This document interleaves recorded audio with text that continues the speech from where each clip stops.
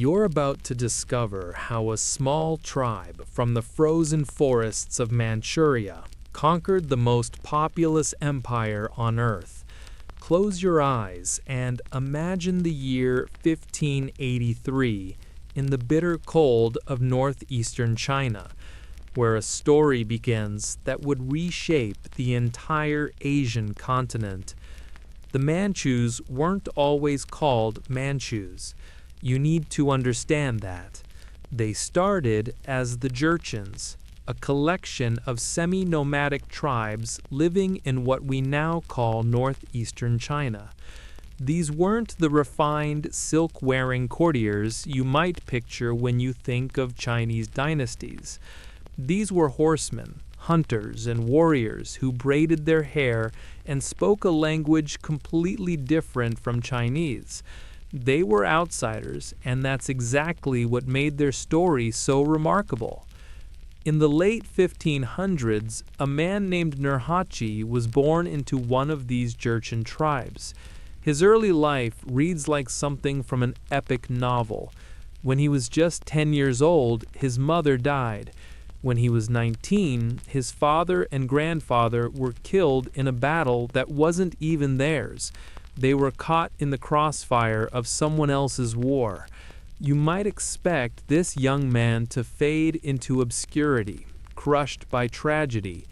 Instead, Nurhaci took the 13 suits of armor he inherited and began one of history's most audacious campaigns of unification.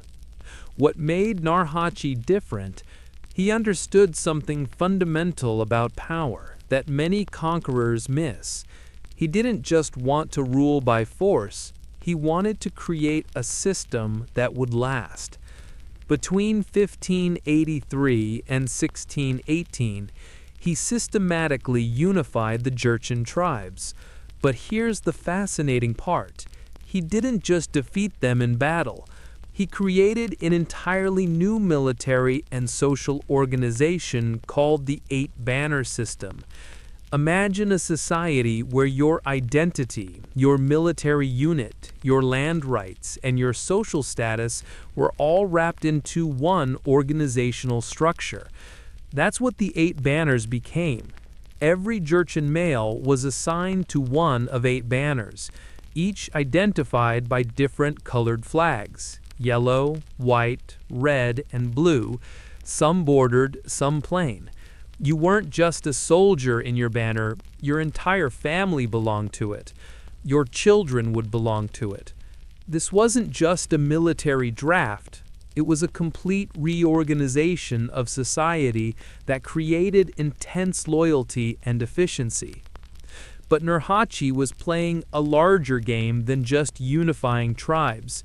He was watching the Ming Dynasty, the Chinese empire that had ruled for over 2 centuries. The Ming were powerful, sophisticated, and wealthy beyond imagination. They had the Great Wall, vast armies, and the resources of the world's most advanced economy. Yet Nurhaci saw their weakness. The Ming were becoming complacent, corrupt, and overstretched. Their northern borders were expensive to defend, and the cost was draining their treasury. In 1616, Nurhaci made a bold declaration. He proclaimed himself Khan of the later Qing Dynasty, a direct callback to an earlier Jurchen dynasty that had once ruled northern China centuries before. This wasn't just a title, it was a statement of intent. He was saying that the Jurchens had a historical right to rule China, that they had done it before and would do it again.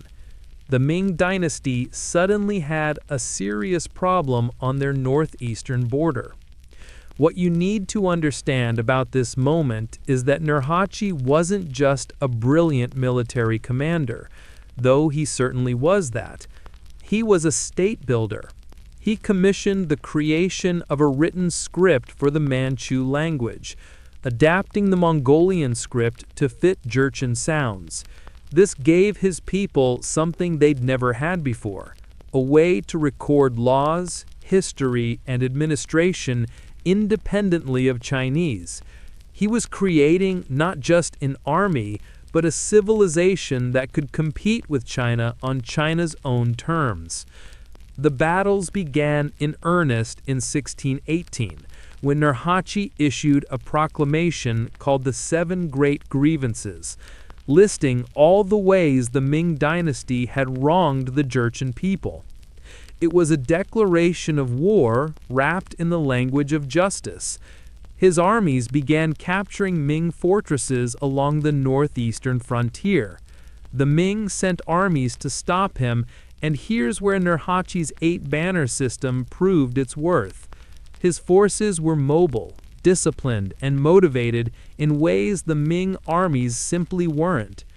In 1621, Nurhaci captured Liaoyang and then Shenyang, two crucial cities that gave him control over Manchuria's agricultural heartland. He moved his capital to Shenyang, renaming it Mukden. You have to appreciate the symbolism here. He wasn't content to rule from the forests and steppes. He was establishing himself in cities, creating a capital, acting like an emperor even though the Ming dynasty still officially controlled China. But success came with setbacks. In 1626, Nurhaci suffered a serious defeat at the Battle of Ninyuan, where Ming forces used Portuguese cannons to devastating effect. The Great Khan was wounded in this battle, and a few months later, in September 1626, he died from these injuries. He was 68 years old and had spent 43 years building his state from almost nothing. You might think that's where the story ends, with the death of the founder. But Nurhaci had built something that would outlive him. His son, Hung Taiji, inherited a functioning state, a loyal army, and a vision of conquest. The banner system remained strong, the Manchu identity was solidified, and the momentum towards the Ming dynasty's heartland was unstoppable. Hong Taiji would prove to be even more sophisticated than his father. He understood that to conquer China, the Manchus needed to be more than just superior warriors. They needed to present themselves as legitimate rulers who could govern with the mandate of heaven, that ancient Chinese concept that justified imperial rule. He began incorporating Chinese and Mongolian soldiers into the banner system, expanding it beyond just Manchus. He created a multi-ethnic military force that would prove unstoppable. In 1636, Hung Taiji made a declaration that changed everything. He officially renamed the Jurchens as Manchus, creating a new ethnic identity that included not just his original tribesmen, but all who served under the banners. More importantly, he proclaimed the establishment of the Qing Dynasty, meaning clear or pure. He wasn't just a Khan anymore, he was an emperor with a dynasty that claimed the right to rule all of China. This was a masterstroke of political theater. The Ming dynasty was still clinging to power in Beijing, but Hong Taiji was already acting as though the Qing dynasty was the legitimate government of China. He was creating facts on the ground, establishing governmental structures, conducting rituals of state, and preparing for the inevitable conquest that would come next. As you drift deeper into relaxation, consider this. The stage was now set for one of history's great transitions of power. A foreign people from beyond the Great Wall were about to conquer China, not through destruction, but through a combination of military prowess, political sophistication, and sheer determination. The story of how they actually seized Beijing and established their rule over all of China is even more dramatic than their rise to power, and that's where we'll go next. Let your mind wander to the spring of 1644, one of the most chaotic and pivotal moments in Chinese history. You're about to witness how 3 different armies converged on Beijing, and how the Manchus emerged victorious, not through their own conquest, but through an invitation that would change everything. The Ming Dynasty was dying, but not from Manchu attacks alone. You need to understand that by 1644, the empire was collapsing from within. Decades of corruption had rotted the government from the inside. Court eunuchs wielded enormous power, selling positions and manipulating emperors. The tax system was broken, with peasants crushed under impossible burdens while wealthy landowners evaded payment. Natural disasters struck repeatedly. Droughts, floods, and plagues of locusts devastated the countryside. Into this chaos rose a man named Li Zicheng. He wasn't a nobleman or a scholar. He was a former postal relay worker who had lost his job when the Ming government, desperate to save money, eliminated postal stations across the empire. Imagine losing everything because of a bureaucratic cost-cutting measure, then deciding to overthrow the entire dynasty. That's exactly what Li Zicheng did. By the early 1640s, Li Zicheng had built a massive rebel army of peasants, deserters, and the desperate. They called themselves the Qing Dynasty, and they swept through northern China like a wildfire. The Ming armies, underpaid and demoralized, often simply surrendered or joined the rebels. Province after province fell. The Ming court in Beijing watched in horror as their empire evaporated around them. Meanwhile, the Manchus under Han Taiji were continuing their methodical conquest of northeastern China. But here's what makes this period so fascinating. Han Taiji died in September 1643, leaving the throne to his 6-year-old son, Fulin. Power fell into the hands of regents, particularly a brilliant and ruthless Manchu noble named Dorgan. You'll want to remember his name, because Dorgan would become the real architect of the Qing conquest. Dorgan faced a decision. He could continue the slow, grinding campaign against the Ming fortresses, or he could wait. He chose to wait, and history proved his patience brilliant. In April 1644, Li Zicheng's rebel army approached Beijing. The Ming Emperor Chongjin faced an impossible situation. His armies were defeated, his treasury was empty, and his officials were fleeing or defecting. He called a final council meeting, but barely anyone came. The city was doomed, and everyone knew it. Now, picture this scene, one of the most tragic in Chinese history. On April 25, 1644, Emperor Chongjin wrote farewell messages to his family. He ordered his wife to commit suicide, and he personally killed or tried to kill his daughters to spare them from the rebels.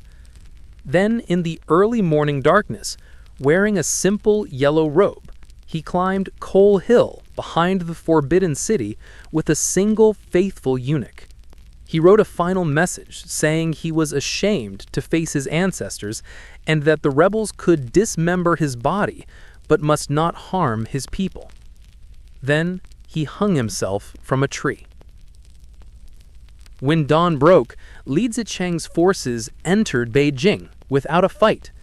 The Ming Dynasty, which had ruled for 276 years, was over. Li Zicheng declared himself emperor of the Qing Dynasty and began looting the city. His soldiers demanded money from officials and wealthy families, torturing many who couldn't pay. This is important. Li's army acted like conquerors, not liberators, and this would cost them everything. Here's where the story takes its most dramatic turn. At the eastern end of the Great Wall, a Ming general named Wu Sangui commanded the last significant loyal Ming army at Shanhai Pass, the fortress that guarded the entrance to China proper. Wu was returning to Beijing to rescue the emperor when he learned that the emperor was dead and that his own family had been captured by Li Zicheng's forces. There are dramatic stories, possibly legends, that Li had taken Wu's favorite concubine as his own, though historians debate this detail. Wu Sangui faced a choice that would determine China's future. He could submit to Li Zicheng, the new self-proclaimed emperor. He could try to fight alone, or he could do something unprecedented. He could invite the Manchus through the Great Wall and ask them to help him avenge the Ming Dynasty and restore order. You can probably guess what he chose. Wu Sangui sent messengers to Dorgan with an offer: help me defeat Li Zicheng, and let's restore the Ming Dynasty with a new emperor. Dorgan received this message like a gift from heaven. He immediately mobilized the Eight Banners' armies and rushed towards Shanhai Pass. The Battle of Shanhai Pass in May 1644 decided China's fate. Li Zicheng marched out of Beijing with a huge army to crush Wu Sangui. The two forces clashed at the pass, and initially, Wu's smaller force was being overwhelmed. Then, at the critical moment, Dorgan's Manchu cavalry appeared. The Eight Banners' forces, with their superior discipline and battle experience, smashed into Li's army from the side. Li Zicheng's rebel forces, which had seemed invincible against the corrupt Ming armies, broke and fled before the Manchu onslaught. Li retreated to Beijing, hastily held a ceremony declaring himself emperor, then abandoned the city and fled westward. He would die within a year, killed by local militia in the mountains, ending his brief dream of founding a dynasty. Now, here's the crucial moment you need to understand. When Dorgan and the Manchu armies entered Beijing in June 1644, they didn't enter as conquerors sacking a city. They entered as restorers of order, as avengers of the fallen Ming emperor, as the only force capable of ending the chaos. Dorgan had the young emperor Fulan, just 6 years old, formally received the submission of Beijing. They performed the proper rituals, honored the deceased Ming emperor with imperial ceremonies, and presented themselves as the legitimate successors to the mandate of heaven. This was political genius. Wu Sangui and other Ming generals could tell themselves they hadn't betrayed China, they had simply invited in a powerful ally to restore order. Ming officials could continue serving in government under new management. The common people, exhausted by years of rebellion and chaos, could see the Manchus as bringers of peace rather than foreign invaders. The young Fulan was given the reign name Shenzhui, meaning obedient to heaven. Beijing became the Qing capital. The Forbidden City, built by the Ming, now housed Manchu emperors, and thus began one of the most successful foreign conquests in Chinese history. Successful precisely because it didn't feel like a conquest to most people. But controlling Beijing was just the beginning. You need to understand that vast regions of southern China still resisted. Ming loyalists established rival courts in the south. Powerful generals controlled entire provinces. The seacoasts were dominated by pirates and merchant warriors. The conquest of all China would take another 40 years of hard fighting, negotiation, and political maneuvering. As you settle deeper into comfort, consider this irony. The Manchus conquered China not primarily through their own military campaigns against the Ming, but by stepping into a power vacuum created by internal rebellion. They succeeded where Li Zicheng failed because they understood something essential, that conquering is easy, but legitimate rule requires more than just military force. It requires presenting yourself as the solution to chaos, not its cause. When the Manchus controlled Beijing in 1644, they ruled perhaps 1/3 of China. mostly the northern regions. The rest remained in various stages of resistance, confusion, or outright defiance. To understand this period, you need to imagine China not as one unified country, but as a patchwork of regions, each controlled by different military strongmen, Ming loyalists, and opportunistic warlords, all making their own calculations about where power truly lay. In southern China, Ming loyalists refused to accept the dynasty's end. They established what historians call the Southern Ming Courts, a series of rival governments claiming to be the legitimate continuation of Ming rule. The first of these centered around the Prince of Fu, who declared himself the Kangxi Emperor in Nanjing in 1644. Nanjing, you should know, had been the Ming dynasty's original capital before they moved to Beijing, so this carried symbolic weight. The southern Ming had resources, population, and the advantage of distance from the Manchu armies. They controlled the wealthy Yangtze River Valley, China's economic heartland. They had naval power that the Manchus lacked. They had the loyalty of millions who saw the Manchus as foreign barbarians. On paper, they should have been formidable opponents. But here's what made the Qing conquest ultimately successful. The southern Ming courts were plagued by the same problems that had destroyed the original Ming dynasty. Court factions fought each other viciously. Generals distrusted each other and sometimes refused to cooperate even against common enemies. Resources were wasted on political infighting rather than military preparation. The Kangxi court in Nanjing spent more time on ceremonial disputes than on organizing effective resistance. Dorgan, still the real power behind the Yongzheng Emperor, moved methodically. He understood that the Qing couldn't simply be a Manchu government ruling over Chinese subjects. That would guarantee endless rebellion. Instead, he created a hybrid system that historians call Sinization, the Manchus adopting Chinese governmental structures while maintaining their own identity. He kept the Ming administrative system largely intact. Chinese officials who surrendered were allowed to keep their positions. The examination system that selected officials based on Confucian learning continued operating. Dorgan even issued edicts honoring Confucian and the traditional Chinese values. To Chinese elites, the message was clear.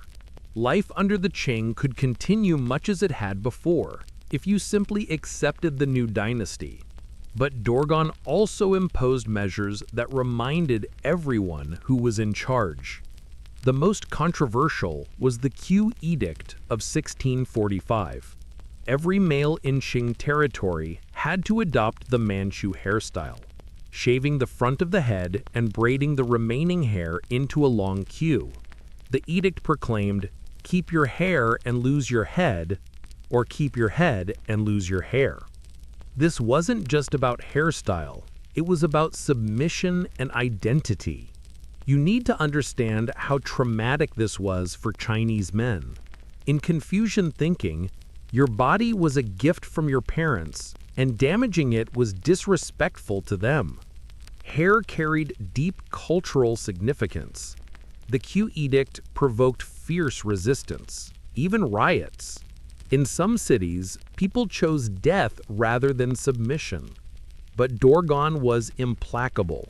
The Q became the visible symbol of Qing rule, and eventually, after initial resistance, it became normalized.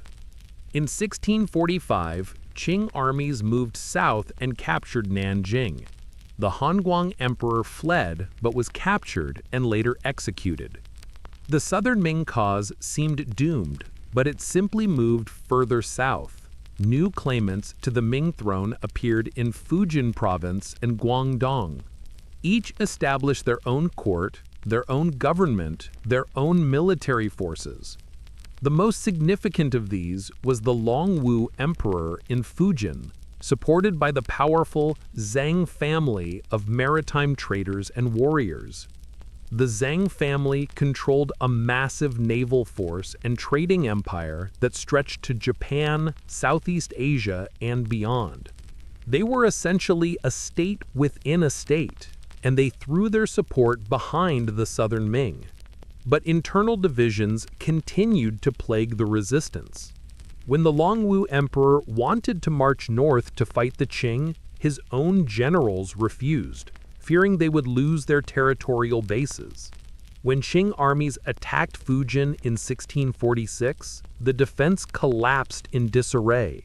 The Longwu Emperor was killed trying to flee. Yet another Ming claimant appeared in Guangdong, the Yongle Emperor. His court would last longer than the others, from 1646 to 1662, constantly retreating further south and west as Qing armies advanced. At times, the Yongle court controlled significant territory in southern China, and even parts of Burma. They received support from some genuinely capable generals and from the Zhang family's naval forces. The Qing strategy during this period was methodical and brutal when necessary. Cities that surrendered peacefully were generally treated well. Cities that resisted faced horrific consequences. The Yangzhou massacre of 1645 is one of the most notorious. When Yangzhou refused to surrender, Qing forces under Prince Dodo stormed the city and massacred hundreds of thousands of inhabitants over 10 days. The message was clear and effective. Other cities increasingly chose surrender. But military force alone doesn't explain the Qing success. Dorgan and his successors were masterful at co-opting Chinese generals and officials. They offered rank, wealth, and power to those who switched sides. Some of the most effective Qing commanders were former Ming generals like Wu Sangui, who had initially opened the gates to the Manchus. Wu Sangui, in fact, became one of the 3 feudatories, powerful Chinese generals who were given enormous autonomous power to conquer and govern southern regions on behalf of the Qing. Wu Sangui controlled Yunnan and Guizhou provinces like an independent kingdom. Shang Kangxi controlled Guangdong, and Gang Jimo controlled Fujian. These weren't just military commands, they were essentially vassal states within the Qing Empire, a decision that would cause problems decades later. By the late 1650s, the Yongle Emperor was in desperate straits, constantly fleeing from Qing advances. He retreated into Burma, modern-day Myanmar, in 1659, where he sought protection from the Burmese king. But Wu Sangui pursued him even there, invading Burma and demanding his surrender. In 1662, Wu captured the last Ming emperor and had him executed by strangulation. The southern Ming resistance was effectively over. But one final stronghold of Ming loyalty remained, the island of Taiwan. The Zhang family, led by the remarkable Zhang Chenggong, known to Europeans as Koxinga, had retreated to Taiwan in 1661, driving out the Dutch colonists who had been there. Taiwan became the last bastion of Ming legitimacy, a place where the Zhang family maintained the fiction of Ming rule while building a prosperous trading state. The Qing, despite their vast armies, struggled with naval warfare. Taiwan remained independent until 1683, when Zhang Chenggong's grandson finally surrendered to the Qing. With Taiwan's submission, the conquest of China was complete, nearly 40 years after the Manchus had entered Beijing. Close your eyes and travel back to the year 1661, when an 8-year-old boy inherited an empire still at war with itself. You're about to meet one of the most remarkable rulers in human history, a man who would reign for 61 years and transform the Qing Dynasty from a conquering force into a stable, prosperous empire. The young emperor was named Xuanye, but history knows him by his reign name, Kangxi. When he ascended the throne in 1661, he was just a child, and the empire was controlled by 4 regents, powerful Manchu nobles who wielded the real authority. The most powerful of these was Obai, a military hero who had fought in the original conquest campaigns. Obai increasingly acted as a dictator, ignoring the boy emperor and concentrating power in his own hands. You need to understand the impossible situation young Kangxi faced. He was emperor in name only, a puppet in his own palace. Obai and his faction controlled the government, appointed officials loyal to themselves, and made decisions without consulting the emperor. Worse, Obai was becoming increasingly arbitrary and cruel, executing officials who opposed him and seizing lands for himself and his supporters. But Kangxi was no ordinary child. He was brilliant, observant, and patient.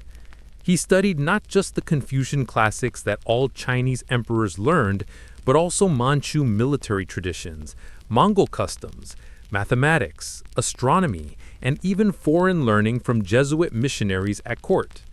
He learned to shoot, to ride, to hunt. He was preparing himself, waiting for his moment. That moment came in 1669 when Kangxi was just 15 years old. He couldn't simply arrest Obai. The regent had too many supporters among the palace guard. So Kangxi devised a clever plan.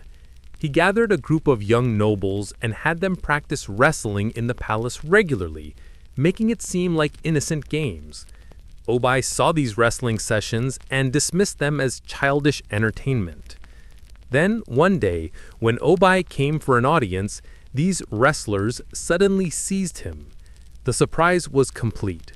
Before Obai's supporters could react, Kangxi had him arrested and charged with multiple crimes, including corruption and abuse of power. Obai was imprisoned. His faction was purged, and at 15 years old, Kangxi became the true emperor of China. What followed was one of the most impressive reigns in Chinese history.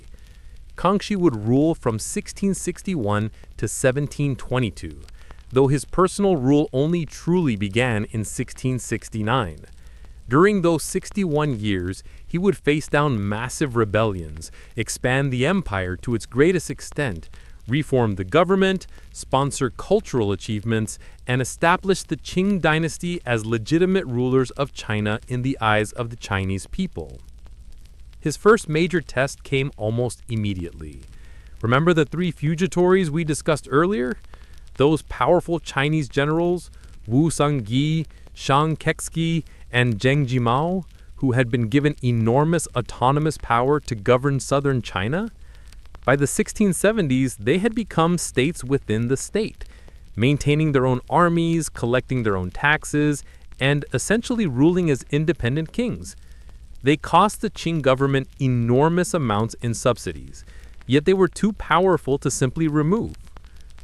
Kangxi faced a dilemma. If he let the 3 feudatories continue, they would eventually become independent kingdoms that might even threaten the Qing itself. But if he tried to abolish them, they would almost certainly rebel, and they had powerful armies and control of China's wealthy southern regions. A young, less confident emperor might have delayed the decision. Kangxi made the bold choice. In 1673, when one of the feudatories requested permission to retire, Kangxi accepted, and then announced he was abolishing all 3 feudatories. Wu Sangui, now in his 60s but still formidable, immediately rebelled. He declared himself emperor of a new Zhou dynasty and called for the overthrow of the Qing. The other feudatories joined him, and within months, most of the southern China was in revolt. This was the greatest crisis the Qing dynasty had faced since their conquest of China. You need to grasp the scale of this threat. Wu Sangui controlled vast territories, had experienced armies, and presented himself as a Chinese leader fighting against foreign Manchu rule. Other rebels and dissatisfied groups joined the cause. At one point, the rebels controlled 8 provinces. Many thought the Qing dynasty would fall just as they had barely consolidated their rule. but Kangxi proved to be a master of strategy and perseverance. He personally took charge of the military response, studying maps, deploying armies, and making strategic decisions. He exploited divisions among the rebels, offering pardons and rewards to those who surrendered. He kept the banner armies loyal and motivated, and he understood logistics. He knew that keeping his army supplied and paid was as important as battlefield tactics. The revolt of the three feudatories lasted 8 years. It was a brutal, costly war that devastated southern China. Cities changed hands multiple times. Hundreds of thousands died in battles and from starvation and disease. But slowly, methodically, Kangxi's forces gained the upper hand.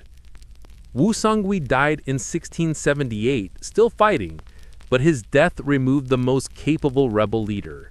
His grandson tried to continue the fight, but rebel unity collapsed.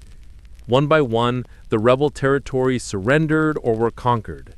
By 1681, the revolt was completely crushed. The three feudatories were gone, replaced by regular provincial governments under direct Qing control.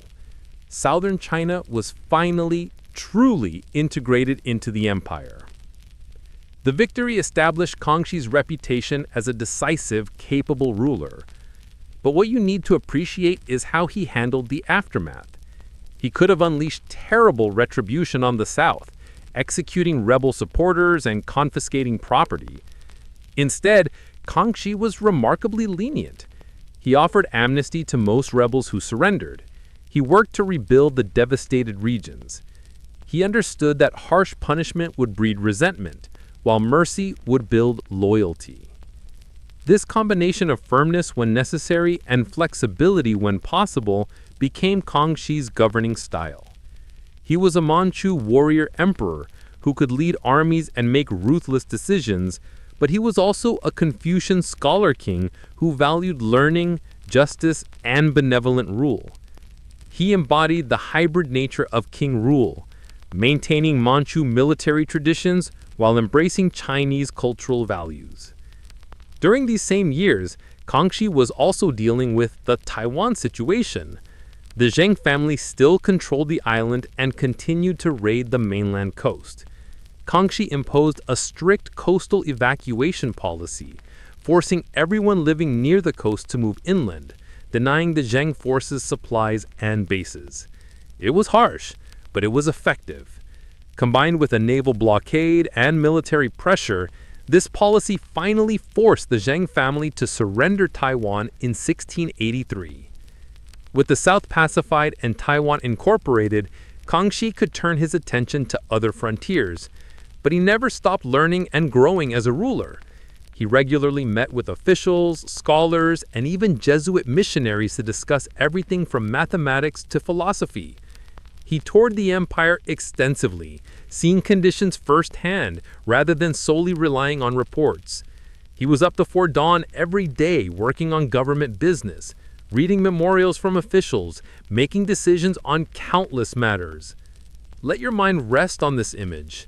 A young man who seized power at 15, faced multiple existential threats to his empire, and through intelligence, courage, and determination, not only survived, but began establishing one of the most successful reigns in Chinese history. And he was just getting started. His greatest achievements still lay ahead. Settle into comfort as we journey across the vast frontiers of Asia, where Kangxi transformed the Qing Dynasty from a Chinese empire into a multi-continental power. You're about to discover how one emperor's vision and military genius expanded China's borders further than they had ever been before. With southern China finally secure by the 1680s, Kangxi could focus on the empire's other frontiers. To understand his challenge, you need to picture the Qing Empire as it existed then. It controlled China proper, the agricultural heartland where the Han Chinese lived. But surrounding this core were vast territories inhabited by other peoples. Mongols to the north, Tibetans to the west, various tribal peoples in the southwest, and increasingly Russians pushing south from Siberia. The Russian frontier presented an entirely new type of challenge. Previous Chinese dynasties had dealt with nomadic tribes, but the Russians were different. They were an expanding European power with firearms, forts, and a determination to control the fur trade in Siberia and beyond. Russian Cossacks and traders had been pushing into the Amur River Valley, territory the Qing considered theirs, building fortresses and settlements. In 1685, Kangxi decided enough was enough. He sent a military expedition north to the Russian fort of Albazin on the Amur River. The Qing forces, numbering in the thousands with artillery, besieged the small Russian garrison. The Russians, vastly outnumbered, eventually surrendered. Kangxi allowed them to leave safely. He wanted to establish boundaries, not start a total war with Russia. But the Russians returned and rebuilt Albazin. So in 1686, Kangxi sent another, larger expedition that besieged the fort again. This siege lasted months, with both sides suffering heavy casualties from combat and disease. The Russians held out stubbornly, but they were clearly outmatched. Rather than continuing this cycle of conflict, both sides decided to negotiate. The result was the Treaty of Nerchinsk in 1689, the first formal treaty between China and a European power. This is significant for several reasons you should appreciate. First, it established clear borders between Russian and Qing territory, defining the northern frontier. Second, it was negotiated as an agreement between equals, not as a tribute relationship like China had traditionally used with neighbors. Third, Jesuit missionaries at the Qing court served as translators and intermediaries, marking the beginning of Western diplomatic involvement in Chinese affairs. The treaty was actually quite favorable to the Qing. Russia agreed to abandon its settlements in the Amur Valley, and the border was set along lines that gave the Qing control of Manchuria and Mongolia's eastern territories. Trade was permitted at specified locations. For Kangxi, this was a triumph of diplomacy. He had secured the northern border without the need for endless military campaigns. But the Mongolian frontier presented more complex challenges. The Mongols weren't a single unified group, but rather numerous tribes and confederations, some allied with the Qing, some hostile, and others simply independent. The greatest threat came from the Zongar Khanate, a powerful confederation of Mongols in Central Asia under their leader Galdan. Galdan was ambitious and capable. By the 1680s, he controlled a vast territory stretching from today's Western Mongolia through Xinjiang and into parts of Kazakhstan. He styled himself as the heir to Genghis Khan and sought to unite all Mongols under his rule, including those who had allied with the Qing. This was a direct threat to Qing interests. If Galdan succeeded in uniting the Mongols, he would create a powerful nomadic empire on China's northern border, the exact situation Chinese dynasties had feared for millennia. Kangxi understood this danger intimately. He himself was partly Mongol.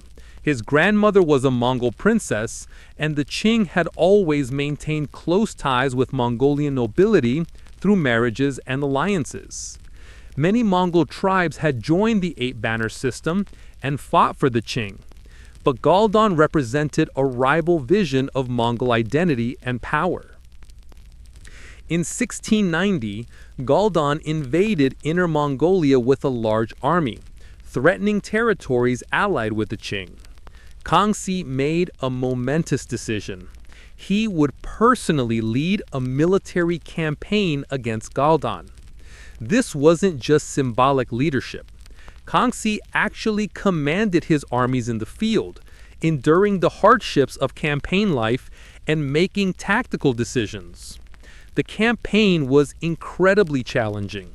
You need to imagine the logistics of moving tens of thousands of soldiers across the Mongolian steppe and the Gobi Desert, carrying supplies, artillery, and provisions across terrain with few roads and fewer water sources.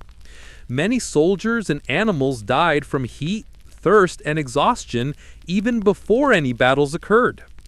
At the Battle of Ulaanbaatar in 1690, Kangxi's forces clashed with Galdan's Zungar army. The battle was hard-fought, with both sides using firearms, artillery, and cavalry tactics. The Qing forces, with their superior numbers and firepower, ultimately forced Galdan to retreat, but it wasn't a decisive victory. Galdan withdrew with much of his army intact. Kangxi launched another campaign in 1696, again personally leading the army. This time he divided his forces into 3 columns to trap Galdan. The strategy worked. At the Battle of Jiaomodo in 1696, Qing forces decisively defeated Galdan's army. Galdan fled with a small remnant of followers, and a year later, in 1697, he died, possibly by suicide, his empire broken. This victory was enormously significant. It eliminated the last great nomadic threat to China and established Qing dominance over Mongolia. But even more importantly, it demonstrated that the Qing Dynasty could project military power deep into Central Asia, something no previous Chinese dynasty had sustained. Kangxi had essentially extended the empire into new territories, bringing vast stretches of inner and outer Mongolia under Qing control. But Kangxi wasn't finished with frontier expansion. Tibet presented another complex situation. Tibet had its own unique religious and political structure centered around Tibetan Buddhism and the Dalai Lama. The Qing had maintained friendly relations with Tibet, but the Zungar threat extended there too. After Galdan's defeat, his nephew and successor, Tsewang Rabtan, continued Zungar expansion and intervened in Tibetan politics. In 1717, the Zungar forces invaded Tibet and occupied Lhasa, the capital. They deposed the Dalai Lama and installed their own puppet ruler. This was unacceptable to Kangxi for multiple reasons. Many Mongols who had allied with the Qing were Tibetan Buddhists and looked to the Dalai Lama for spiritual leadership. Allowing the Zungar to control Tibet would extend their influence dangerously close to China proper. In 1720, Kangxi sent a military expedition to Tibet. His armies drove out the Zungar occupiers and restored the Dalai Lama that the Zungar had deposed. But the Qing didn't just leave. They stationed the garrison in Lhasa and established Qing representatives called ambans to oversee Tibetan affairs. Tibet became a protectorate of the Qing Empire, maintaining internal autonomy but under Qing protection and ultimate authority. Think about what Kangxi had accomplished on the frontiers. He had negotiated a treaty with Russia, establishing clear borders. He had decisively defeated the Zungar Khani and brought Mongolia under Qing control. He had extended Qing authority into Tibet. The empire he ruled in 1720 was vastly larger than the one he had inherited in 1661. And the borders were more secure than they had been in generations. But these military and diplomatic achievements were only part of Kangxi's legacy. He understood that empires aren't held just by force, but by legitimacy and effective governance. While campaigning on the frontiers, he was simultaneously Let your breathing slow as we explore a different side of Kangxi, not the warrior emperor on horseback, but the curious scholar who studied mathematics at dawn and debated philosophy with foreign priests. You're about to discover how one emperor's intellectual curiosity shaped not just his empire, but the meeting of East and West. Kangxi woke every morning before sunrise, usually around 4. While his empire still slept, he would begin his daily routine of study and work. He read reports from officials across the empire, made decisions on legal cases, and studied the Confucian classics. But he didn't stop there. Kangxi had an insatiable curiosity about everything: mathematics, astronomy, geography, medicine, mechanics, and even Western science. This curiosity brought him into contact with one of the most fascinating groups at his court, the Jesuit missionaries.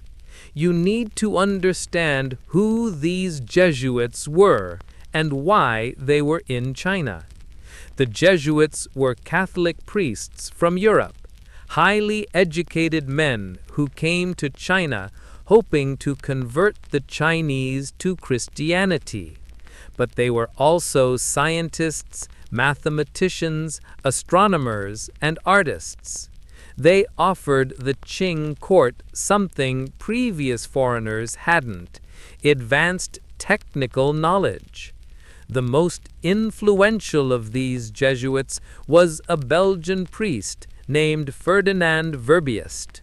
Verbiest arrived in China in 1659 and eventually became the head of the Imperial Bureau of Astronomy. This wasn't a minor position. Chinese emperors relied heavily on accurate calendars and astronomical predictions to demonstrate they held the mandate of heaven. When natural events could be accurately predicted, it showed the emperor had heaven's approval. Kangxi and Verbiest developed a remarkable relationship. Every day, for several hours, Verbiest would tutor the emperor in mathematics, astronomy, and Western science. Imagine this scene: a Manchu emperor and a European priest sitting together in the Forbidden City, working through geometric proofs and calculating planetary motions. Kangxi wasn't a passive student. He asked penetrating questions, challenged assumptions, and genuinely engaged with these new ideas.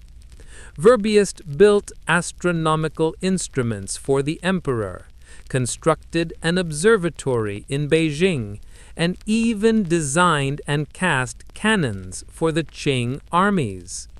When Kangxi campaigned against the Zongars, some of those Jesuit-designed cannons accompanied him.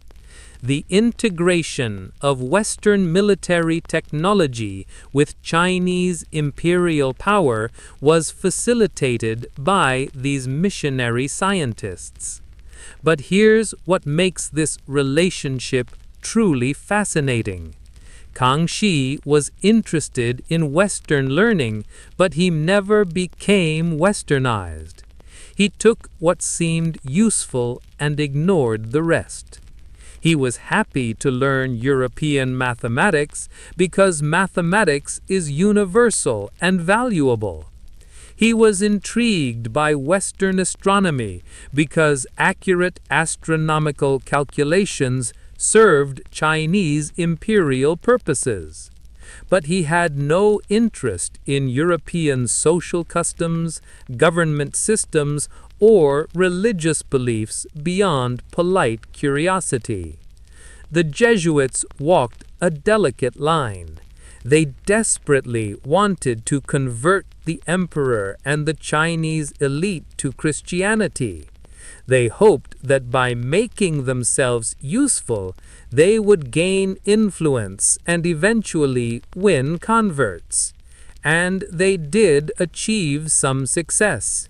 They converted some Chinese scholars and officials, and Christianity began spreading in certain regions. But the Jesuits also adapted their message to Chinese culture in ways that would eventually cause problems. They argued that Chinese ancestral rites, these ceremonies honoring deceased parents and ancestors, weren't really religious worship, but simply civil ceremonies showing respect. This allowed Chinese converts to continue these practices that were fundamental to Chinese social life. They used Chinese philosophical terms to explain Christian concepts, arguing that the Chinese concept of heaven was compatible with the Christian God. Kangxi appreciated this flexible approach. He issued an edict in 1692, granting tolerance to Christianity, allowing missionaries to preach throughout the empire. This was the high point of Jesuit success in China. But storm clouds were gathering from an unexpected direction: the Vatican. Other Catholic orders, particularly the Dominicans and Franciscans, objected to the Jesuit accommodations. They argued that ancestral rites were pagan worship and that the Jesuits were compromising Christian doctrine to win converts. They petitioned the Pope to condemn these practices. This dispute, known as the Chinese rites controversy, would eventually undermine the entire Jesuit mission in China, though that wouldn't fully play out until after Kangxi's death. Beyond his relationship with the Jesuits, Kangxi was a patron of Chinese culture and learning on an unprecedented scale. He commissioned massive scholarly projects that employed hundreds of scholars. The Kangxi Dictionary, completed in 1716, was the most comprehensive Chinese dictionary ever created, containing over 47,000 characters. It remained the standard reference for centuries. He sponsored the compilation of an enormous encyclopedia of Chinese learning, bringing together knowledge from throughout Chinese history. He commissioned illustrated books on everything from agriculture to manufacturing. He wanted to preserve and systematize Chinese knowledge, making it accessible for future generations. But Kangxi also understood culture as a tool of political legitimacy. By being a patron of Chinese learning, he was demonstrating that the Manchu Qing Dynasty were worthy custodians of Chinese civilization. He wasn't just a foreign conqueror. He was a Confucian emperor who honored learning, promoted scholarship, and preserved Chinese traditions. He personally wrote poetry and studied calligraphy, both essential skills for a cultured Chinese gentleman. He made 6 grand tours of southern China, massive expeditions where he visited important cultural sites, inspected waterworks and agricultural projects, and held audiences with local scholars and officials. These tours served multiple purposes. They allowed him to see conditions firsthand. They demonstrated imperial concern for all parts of the empire, and they showcased the emperor as a visible, accessible ruler rather than a distant figure in Beijing. During these tours, Kangxi would stop at famous mountains and leave inscriptions, visit Confucian temples and perform ceremonies, and meet with elderly scholars to discuss classics and history. He was performing the role of the ideal Confucian emperor, and he performed it brilliantly. Chinese intellectuals who might have resented Manchu rule found themselves impressed by this emperor's genuine learning and respect for Chinese culture. Kangxi also reformed the tax system, reducing some burdens on peasants and trying to make tax collection more rational and less corrupt. He invested in water. Breathe deeply and let yourself sink into one of the most dramatic succession struggles in Chinese history. You're about to witness how Kangxi's long reign created a poisonous atmosphere of rivalry among his sons, a competition that would tear the imperial family apart and nearly destroy everything the great emperor had built. Kangxi had a problem that most rulers would envy. He had too many sons.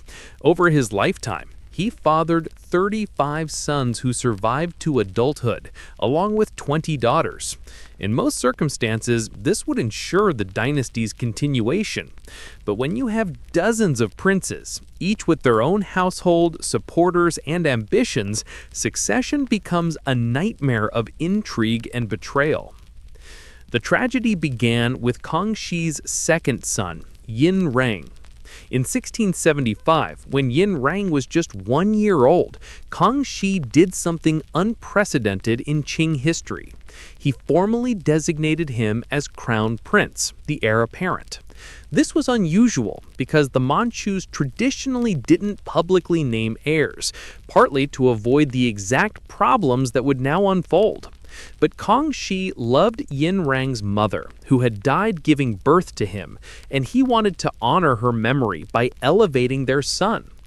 For decades, Yin Rang was groomed to be emperor. He received the finest education, participated in government, and was treated as the future ruler. But power corrupts, and the promise of future power can corrupt even more thoroughly. As Yin Rang grew older, he became arrogant, cruel, and unstable. Reports reached Kangxi of his son's violent behavior, his sexual misconduct, and his increasing mental instability. Some historians believe Yin Rang may have suffered from genuine psychological problems, possibly exacerbated by the impossible pressure of being crown prince for so long. In 1708, during a hunting trip, Kangxi made a dramatic decision. He summoned all his sons and high officials and announced he was deposing Yin Rang as crown prince. The emperor wept as he detailed his son's crimes and moral failures. It was an extraordinary public humiliation, and it threw the entire succession into chaos. You need to understand what this meant for the other princes. Suddenly, the succession was open. Any of Kangxi's adult sons might become emperor. And these weren't naive young men. They were experienced, ambitious princes in their 20s, 30s, and 40s, each with their own political faction, their own wealth, and their own networks of supporters among officials, generals, and nobles. The competition that followed was vicious. Princes formed alliances and worked to undermine rivals. They cultivated support among court officials and military commanders. They presented themselves to their father as the worthy heir, while simultaneously trying to destroy their brothers' reputations. Some hired sorcerers to curse their rivals.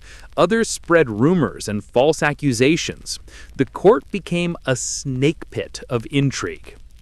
Kangxi himself made the situation worse by being indecisive. In 1709, he reinstated Yin Reng as crown prince, suggesting he had overreacted. But Yin Reng's behavior didn't improve, and in 1712, Kangxi deposed him again, this time permanently. Yin Reng would spend the rest of his life under house arrest, his mind apparently broken by his fall from grace. Several princes emerged as leading contenders.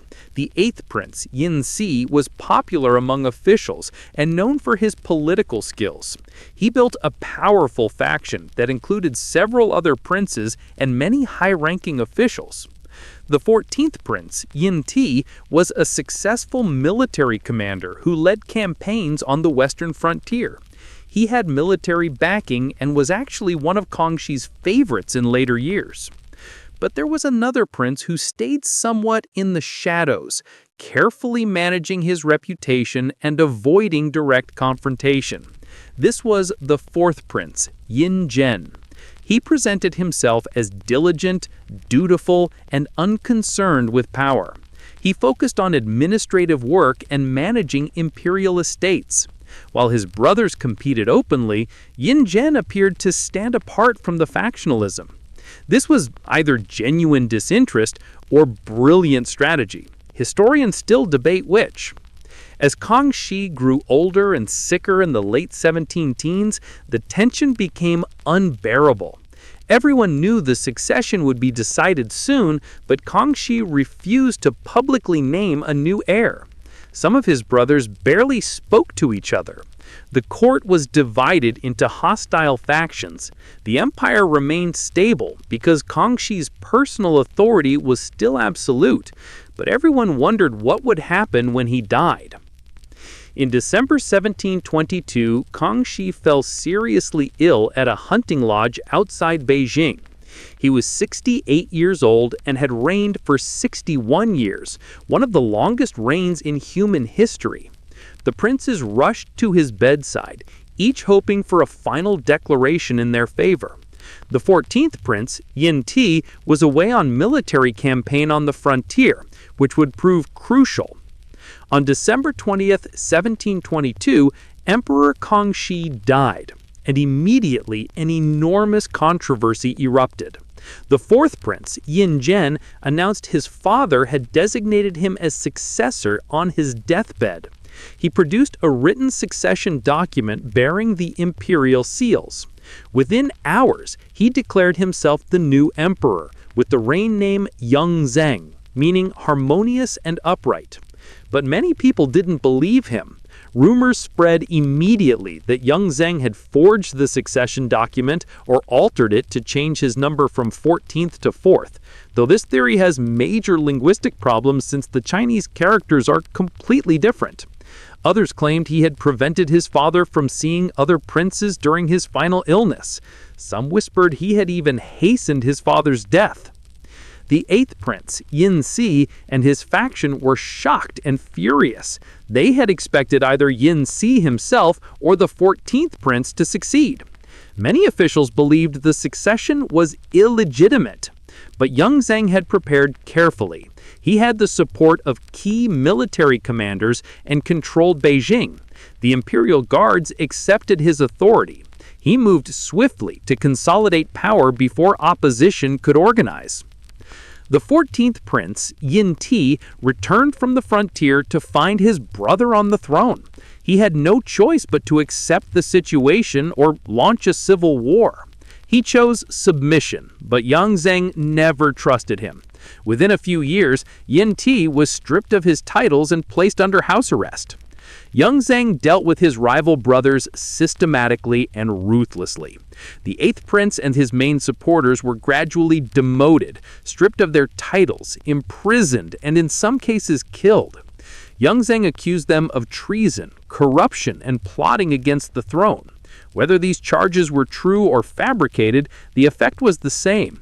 Within a few years, all of Yongzheng's rival brothers were either dead, imprisoned, or politically neutered.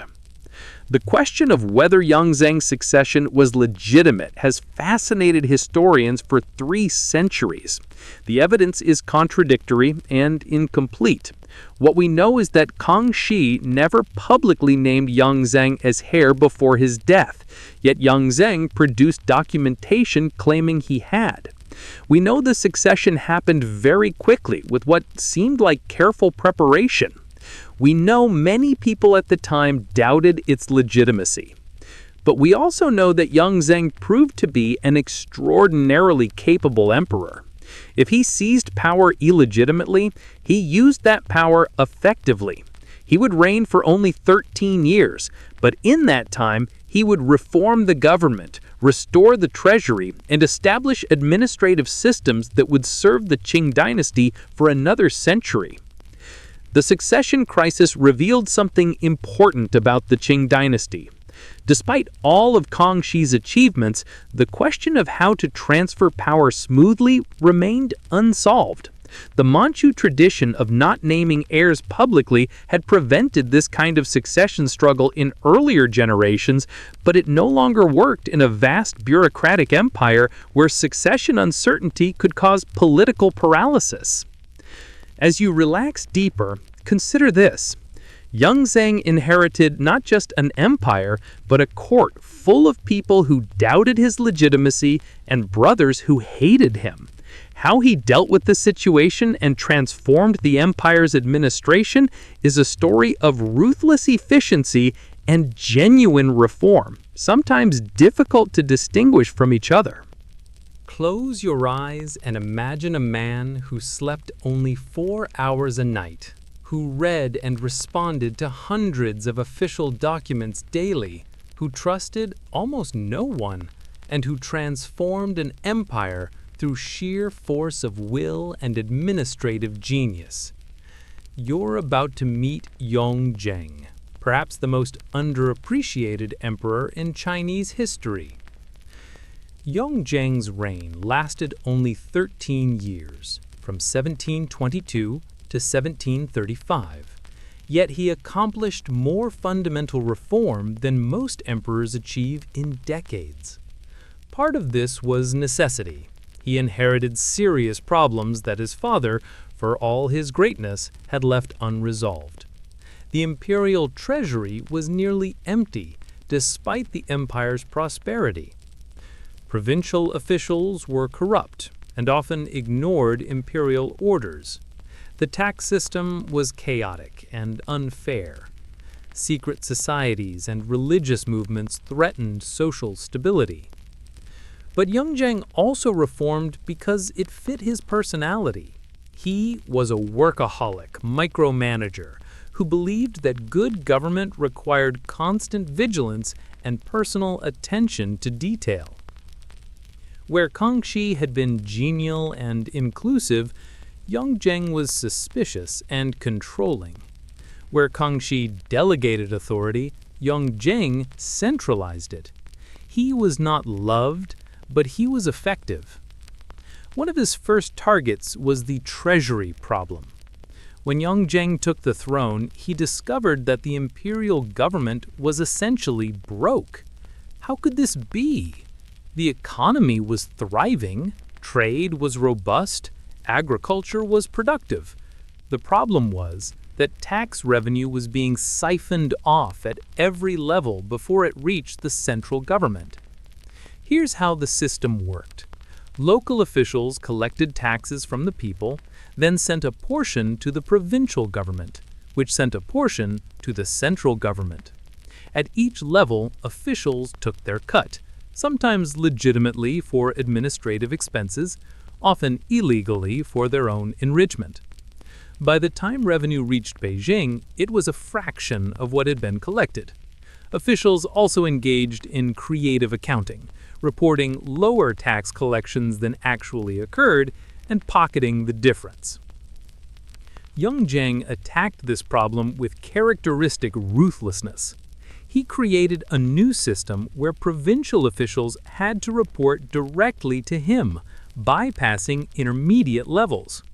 He established a secret system of memorials, confidential reports sent directly to the emperor that allowed him to cross-check information and catch discrepancies. Officials who reported honestly were rewarded. Those caught in corruption faced severe punishment, including confiscation of their entire family wealth. He also implemented something called the meltage fee reform. You need to understand that Chinese taxes were collected in silver, but silver came in various qualities and forms. When silver was melted down and recast into standard ingots, there was loss from the melting process, the meltage. Officials had traditionally charged extra fees to cover this loss, but these fees had become sources of massive corruption, sometimes exceeding the actual tax owed. Yongzheng regularized these fees, making them official and fixed, then insisted that the extra revenue be used for official salaries rather than private enrichment. He dramatically increased official salaries, reasoning that well-paid officials had less incentive to be corrupt. This was controversial. Many saw it as rewarding the very officials who had been stealing. But Yongzheng understood that you can't expect honesty if you don't pay enough for honest people to live on. The results were dramatic. Within a few years, the imperial revenue increased substantially, not because taxes went up, but because more of what was collected actually reached the treasury. The empire's finances stabilized.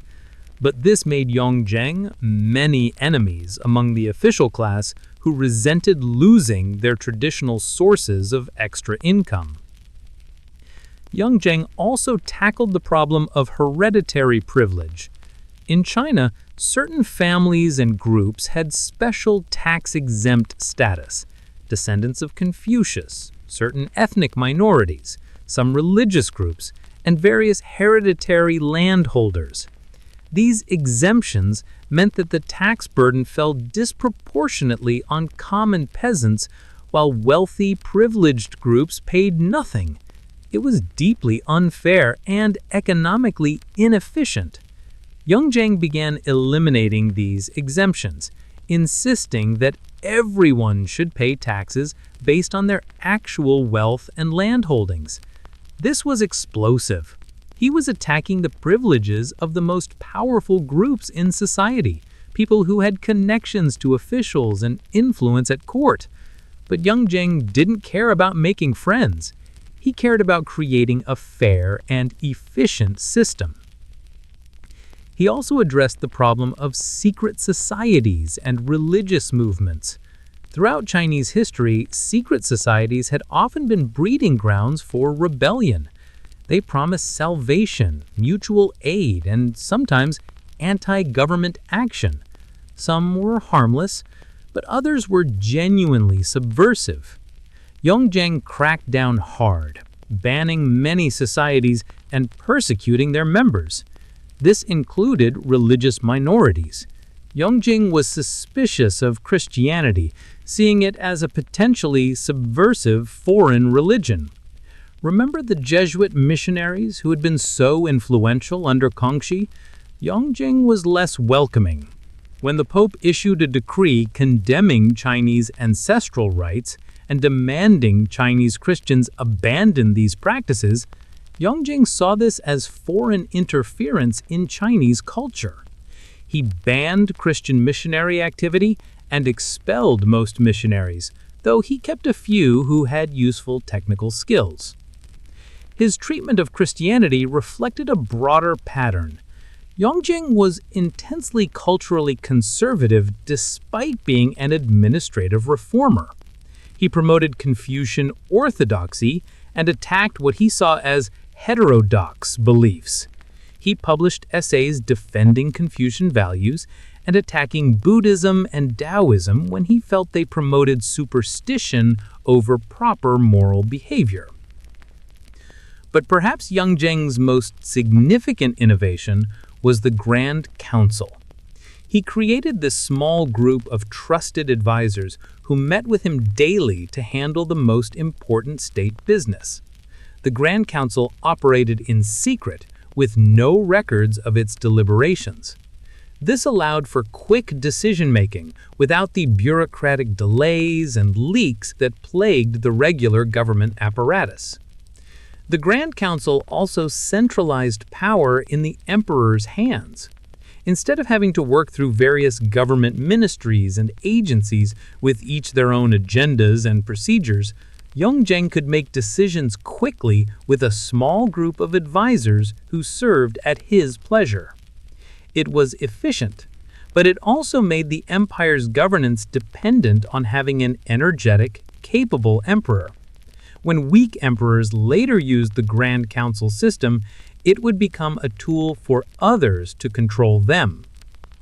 Yongzheng worked constantly. He would read and annotate hundreds of official memorials every week, often writing lengthy comments and instructions directly on the documents. These annotations survive, and they reveal his personality, demanding, sarcastic, sometimes cruel, but also attentive to detail and genuinely concerned with effective governance.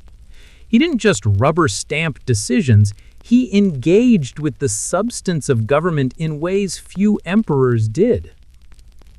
But this intense work style took its toll. Yongzheng rarely left Beijing during his reign, unlike his father who had made grand tours. He had few hobbies or diversions. He was constantly suspicious, believing that officials were trying to deceive him and that rivals were plotting against him, beliefs that were sometimes paranoid, but often accurate given his contested succession. His relationship with his own sons was complicated by his experiences with his brothers. He refused to publicly maim an heir, having seen how that poisoned Kangxi's court. Instead, he wrote his choice of successor on a paper that he sealed and hid behind a plaque in the palace, to be opened only after his death.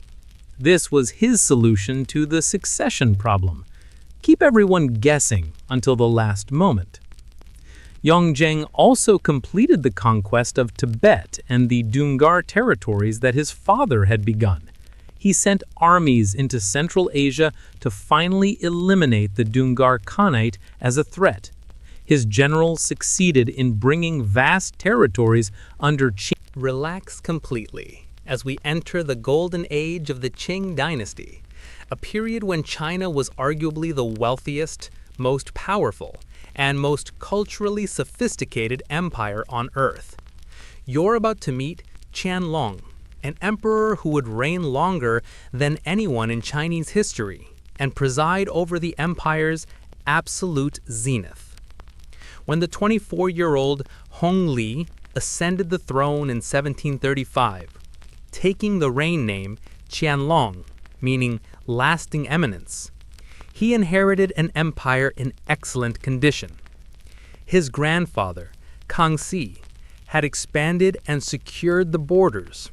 His father, Yongzheng, had reformed the administration and filled the treasury. Qianlong's task was to maintain and build upon this foundation, and he succeeded spectacularly, at least for the first several decades of his reign. Qianlong would rule for 60 years, from 1735 to 1795, though he officially abdicated in 1795 out of respect for his grandfather, not wanting to reign longer than Kangxi's 61 years. Even after abdication, he remained the real power until his death in 1799, making his actual reign 63 years, the longest in Chinese history. The early decades of Qianlong's reign were characterized by prosperity, expansion, and cultural flourishing. The population of China exploded during this period, growing from about 150 million in 1700 to over 300 million by 1800. You need to understand what a remarkable achievement this was.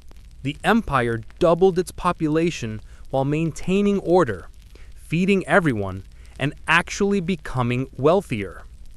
This population growth was made possible by several factors. New crops from the Americas, corn, sweet potatoes, and peanuts could be grown on marginal lands that weren't suitable for traditional rice and wheat cultivation. Agricultural techniques improved, allowing more efficient farming. The long period of peace and stability meant farmers could actually work their land without constant disruption from warfare. Trade flourished, both domestically and internationally. China during Qianlong's reign was economically dominant in a way that's hard for us to comprehend today. Chinese silk, porcelain, and tea were luxury goods desired throughout the world. European merchants, desperate to buy these goods, had little that Chinese consumers wanted in return. Silver flowed into China in vast quantities as Europeans paid for Chinese goods, making China the ultimate destination for much of the world's silver production.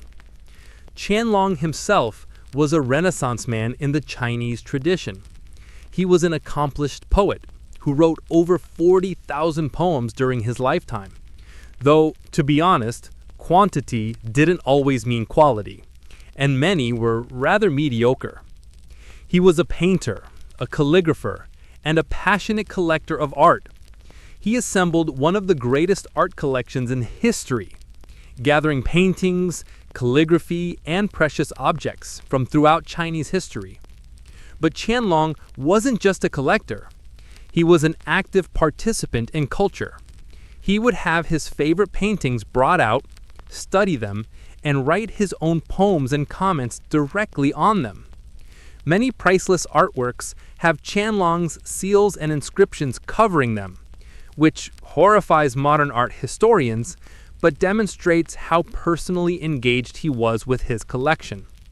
He saw himself as a patron and guardian of Chinese culture, and he took this role seriously.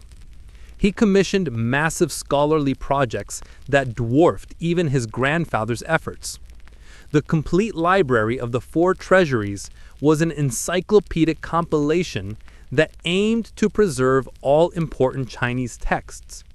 Thousands of scholars worked for over a decade to copy, collate, and organize texts. The final collection filled over 36,000 volumes. It was an extraordinary achievement of scholarship and preservation. But here's something darker you need to know about this project.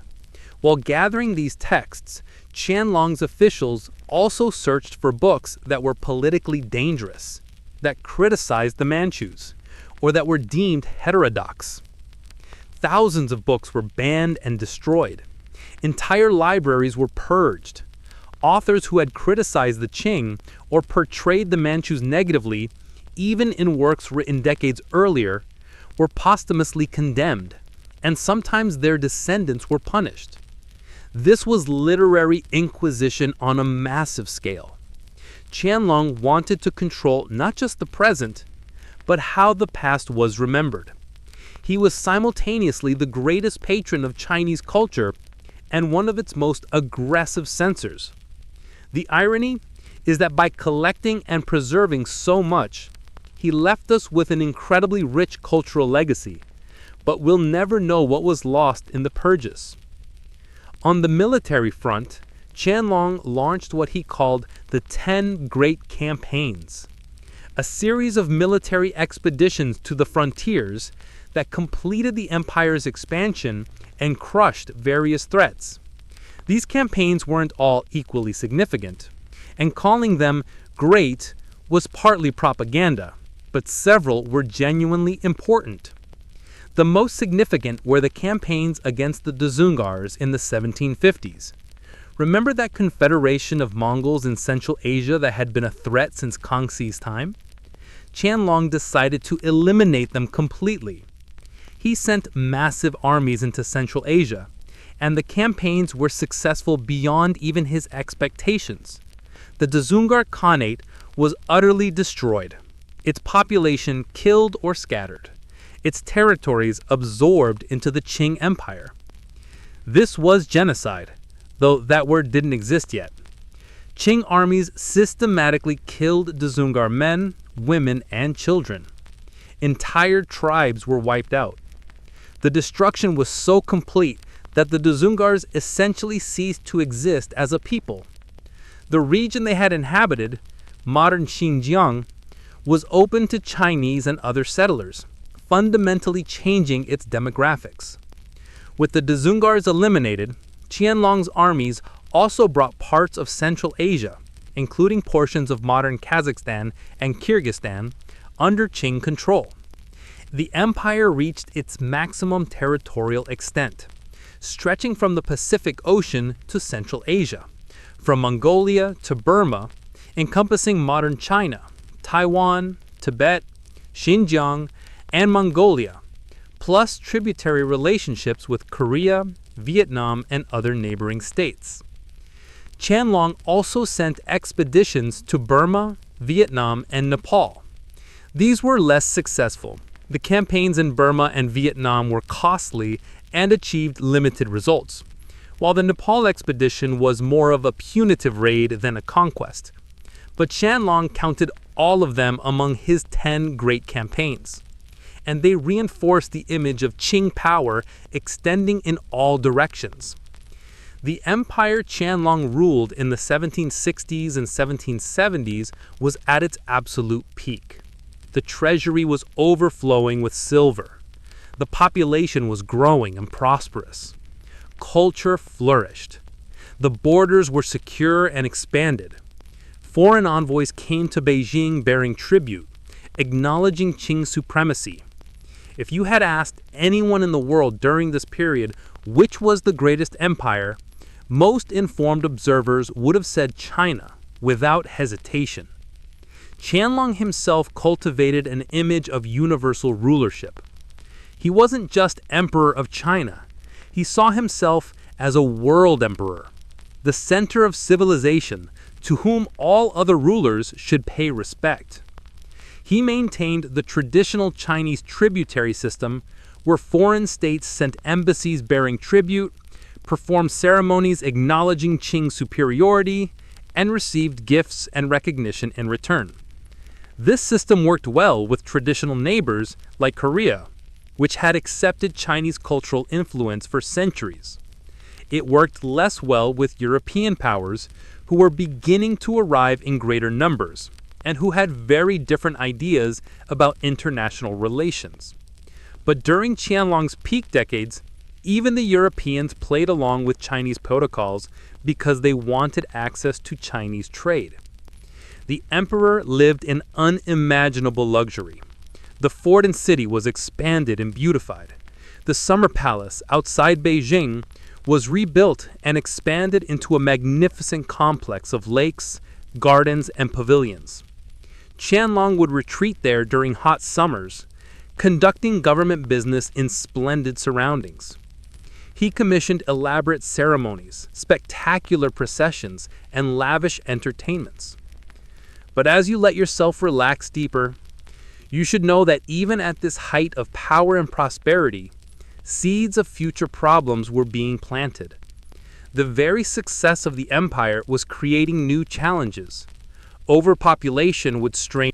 Let your mind drift to the year 1793, when two vastly different civilizations came face to face in Beijing, neither truly understanding the other.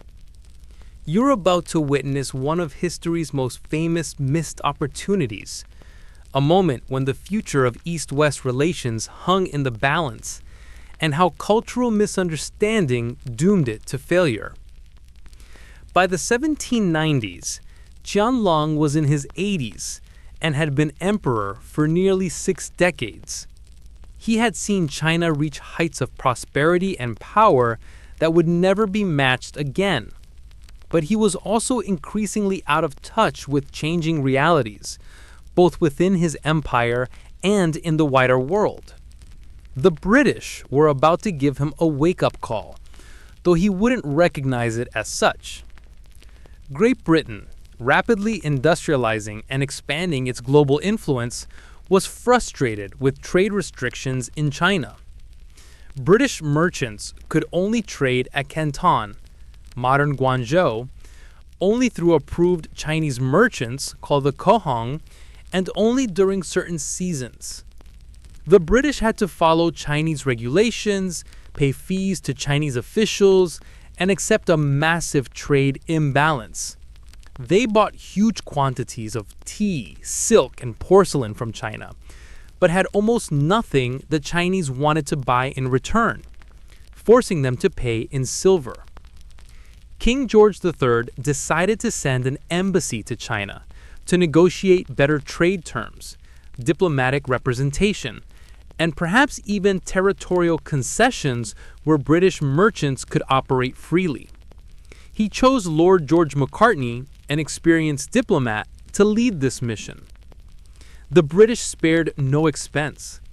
They brought gifts showcasing British scientific and technological achievements, including clocks, telescopes, weapons, and examples of British manufacturing.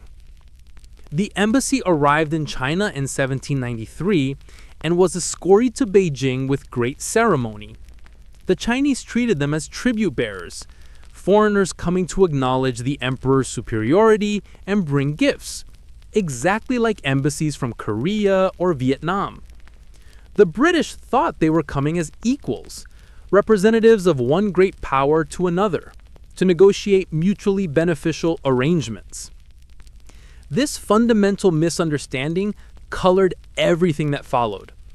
The first major controversy was the kowtow, the ritual where visitors to the emperor performed 3 kneelings and 9 prostrations, touching their forehead to the ground repeatedly.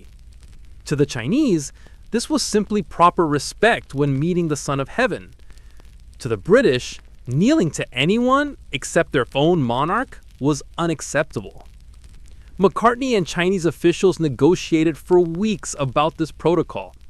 Macartney offered to kneel on one knee, as he would to his own king, if a Chinese official of equal rank would perform the same ceremony before a portrait of King George III. The Chinese found this absurd. Why would they bow to a portrait of a foreign king?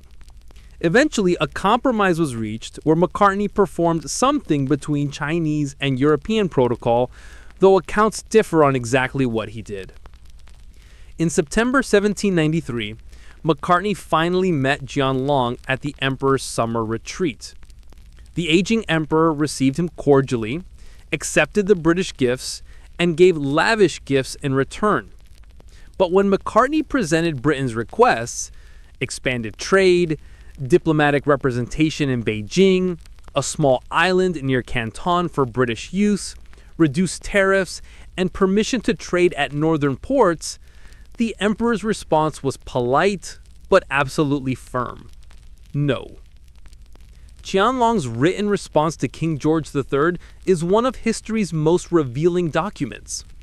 Let yourself absorb the worldview it represents. He wrote that China possessed all things in abundance and had no need for British manufactures. He explained that the Celestial Empire's way of treating foreigners was to show kindness but maintain firm control. He rejected diplomatic representation because foreign barbarians couldn't learn Chinese ways well enough to live in Beijing. He refused expanded trade because it would be inconvenient and would break established precedents. The letter was gracious in tone, but absolute in rejection. From Qianlong's perspective, he was being generous by allowing any trade at all. Britain should be grateful for the privilege of trading with China, not demanding more. The idea that Britain might be an equal power deserving equal treatment was simply incomprehensible to him. You need to understand that Qianlong wasn't being personally arrogant. He was expressing a worldview that had worked for centuries. China was the Middle Kingdom, the center of civilization, and all other peoples were on the periphery, less civilized, less advanced. This wasn't just propaganda, it was genuine belief, supported by what seemed like overwhelming evidence. China was wealthier, more populous, more sophisticated than any country the Qing had encountered. Why should they change their system to accommodate distant barbarians? The British delegation returned home having achieved nothing they came for. Macartney had been impressed by China's size and wealth, but also noticed problems. The military seemed technologically backward. Officials seemed corrupt. And beneath the magnificent facade, there were signs of strain and decay. He predicted that China, like an old ship, appeared impressive but might not withstand the storm. But what you need to grasp is that both sides completely misread each other. The British saw Chinese reluctance to trade on European terms as irrational obstinacy, not understanding that from a Chinese perspective, their existing system worked perfectly well. The Chinese saw British requests as presumptuous demands from barbarians, not recognizing that the global balance of power was shifting and that Britain represented a new kind of challenge that couldn't be handled with traditional tributary relations. This missed opportunity had enormous consequences. If Qianlong had agreed to expanded trade and diplomatic relations, the trajectory of Chinese history might have been very different. But he saw no reason to change what seemed to be working. And in fairness, from his perspective in 1793, why should he? China was still wealthy, still powerful, still dominant in Asia. What Qianlong didn't fully understand was that his empire was already beginning to decay from within, even at its apparent peak. The problem wasn't military threats or territorial losses, it was corruption. And the corruption centered around one man who had become the most powerful person in the empire after Qianlong himself. Hessian had been a handsome young imperial bodyguard when he caught Qianlong's attention in 1775. The emperor, by then elderly and increasingly withdrawn from daily governance, became infatuated with Hessian, possibly romantically, though historians debate this. He promoted Hessian rapidly through the ranks until this man with no particular talents or qualifications became the emperor's chief minister, controlling access to Qianlong and wielding enormous power. And Hessian was staggeringly corrupt. He built a network of corrupt officials throughout the empire who paid him for appointments and protection. He took bribes from merchants and military contractors. He embezzled government funds. He accepted gifts from officials who knew their careers depended on his favor. By the 1790s, Hessian had accumulated a personal fortune estimated at 1.1 billion talls of silver, more than the empire's entire annual revenue. How did he get away with it? Qianlong was old, infatuated, and increasingly isolated from reality.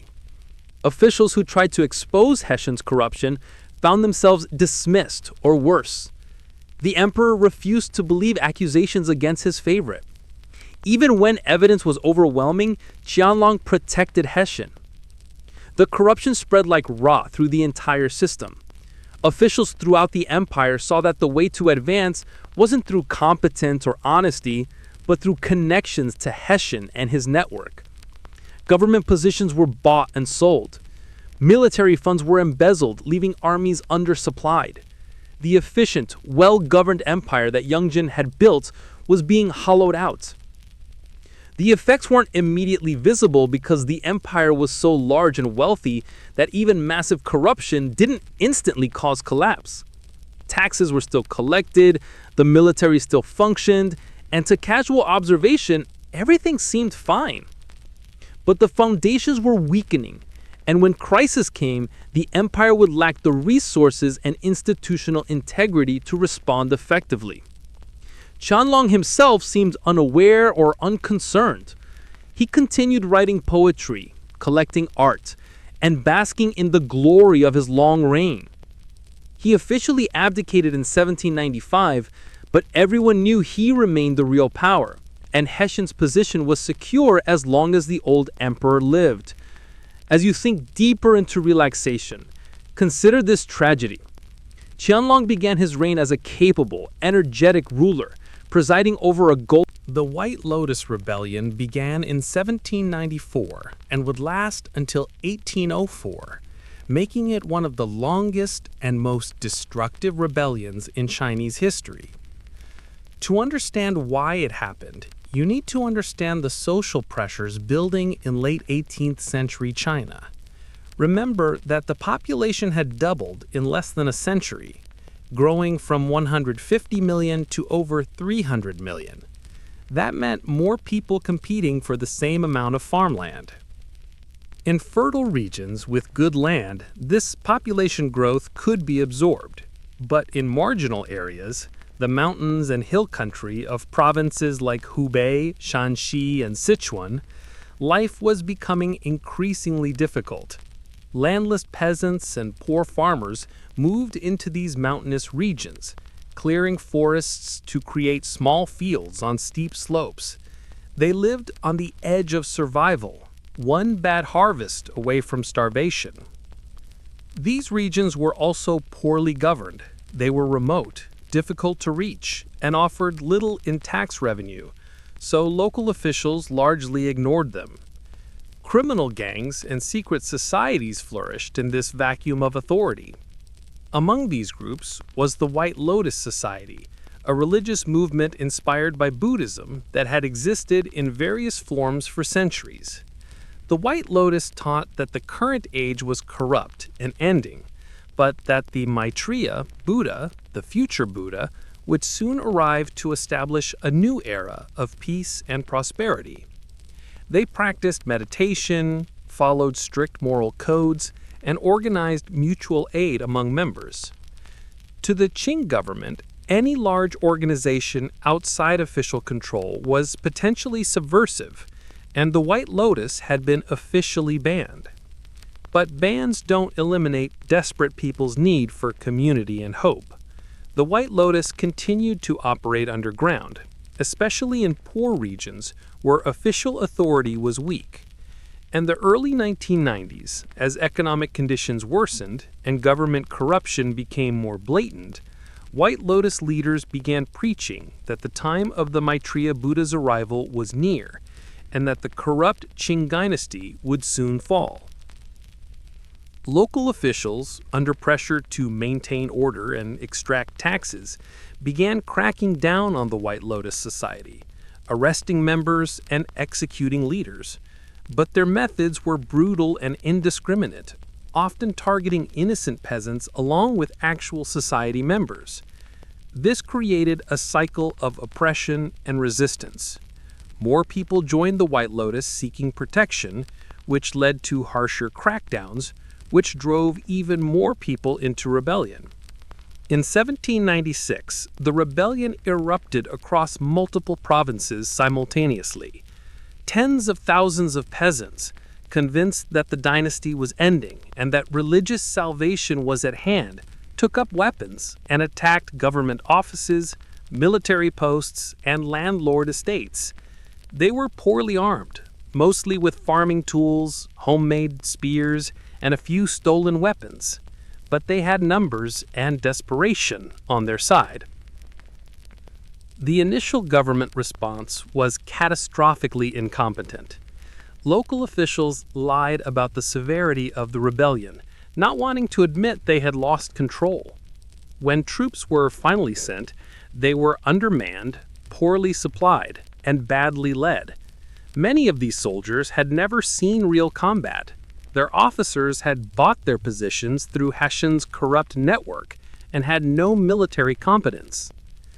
You need to picture the geography to understand why this rebellion was so hard to suppress. The rebel strongholds were in mountains and forests, terrain that favored defenders and made large-scale military operations difficult. The rebels could attack a target, then melt into the mountains before government troops arrived. They knew the terrain intimately, while government soldiers were outsiders, struggling with supply lines and unfamiliar territory. The rebellion also spread because local conditions were terrible in many regions. As government troops moved through areas, they often behaved brutally, looting villages and attacking civilians suspected of rebel sympathies. This pushed more peasants into joining the rebels, even if they had no initial interest in the White Lotus religion. It became a cycle, where government brutality created more rebels, who committed more violence, which justified more government brutality.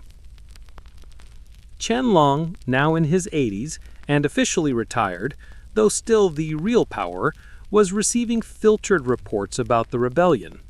Hessian and other officials minimized the problem, not wanting to alarm the emperor or admit their own failures.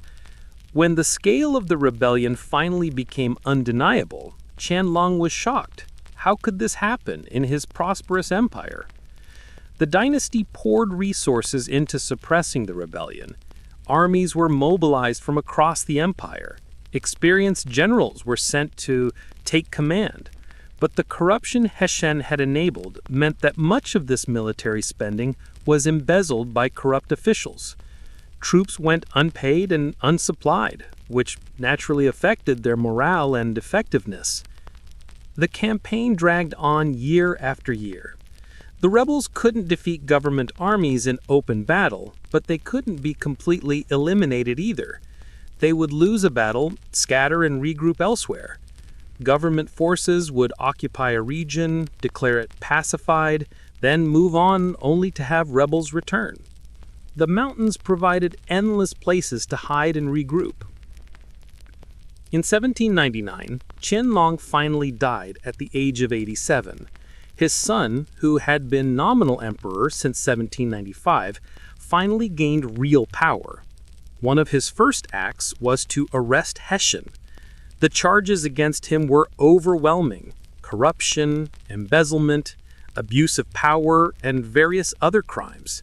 Hessian was forced to commit suicide, and his massive fortune was confiscated by the state. The treasury received an enormous windfall, equivalent to several years of revenue, all from one man's corruption. The new emperor, who reigned as Qing, tried to reform the government and root out corruption. He dismissed many of Hessian's associates and promoted more competent officials. He personally took charge of the campaign against the White Lotus rebellion, reading reports carefully and demanding honest assessments of the situation. Under better leadership, the government campaign gradually became more effective. The strategy shifted from trying to defeat the rebels in battle to isolating them from the population.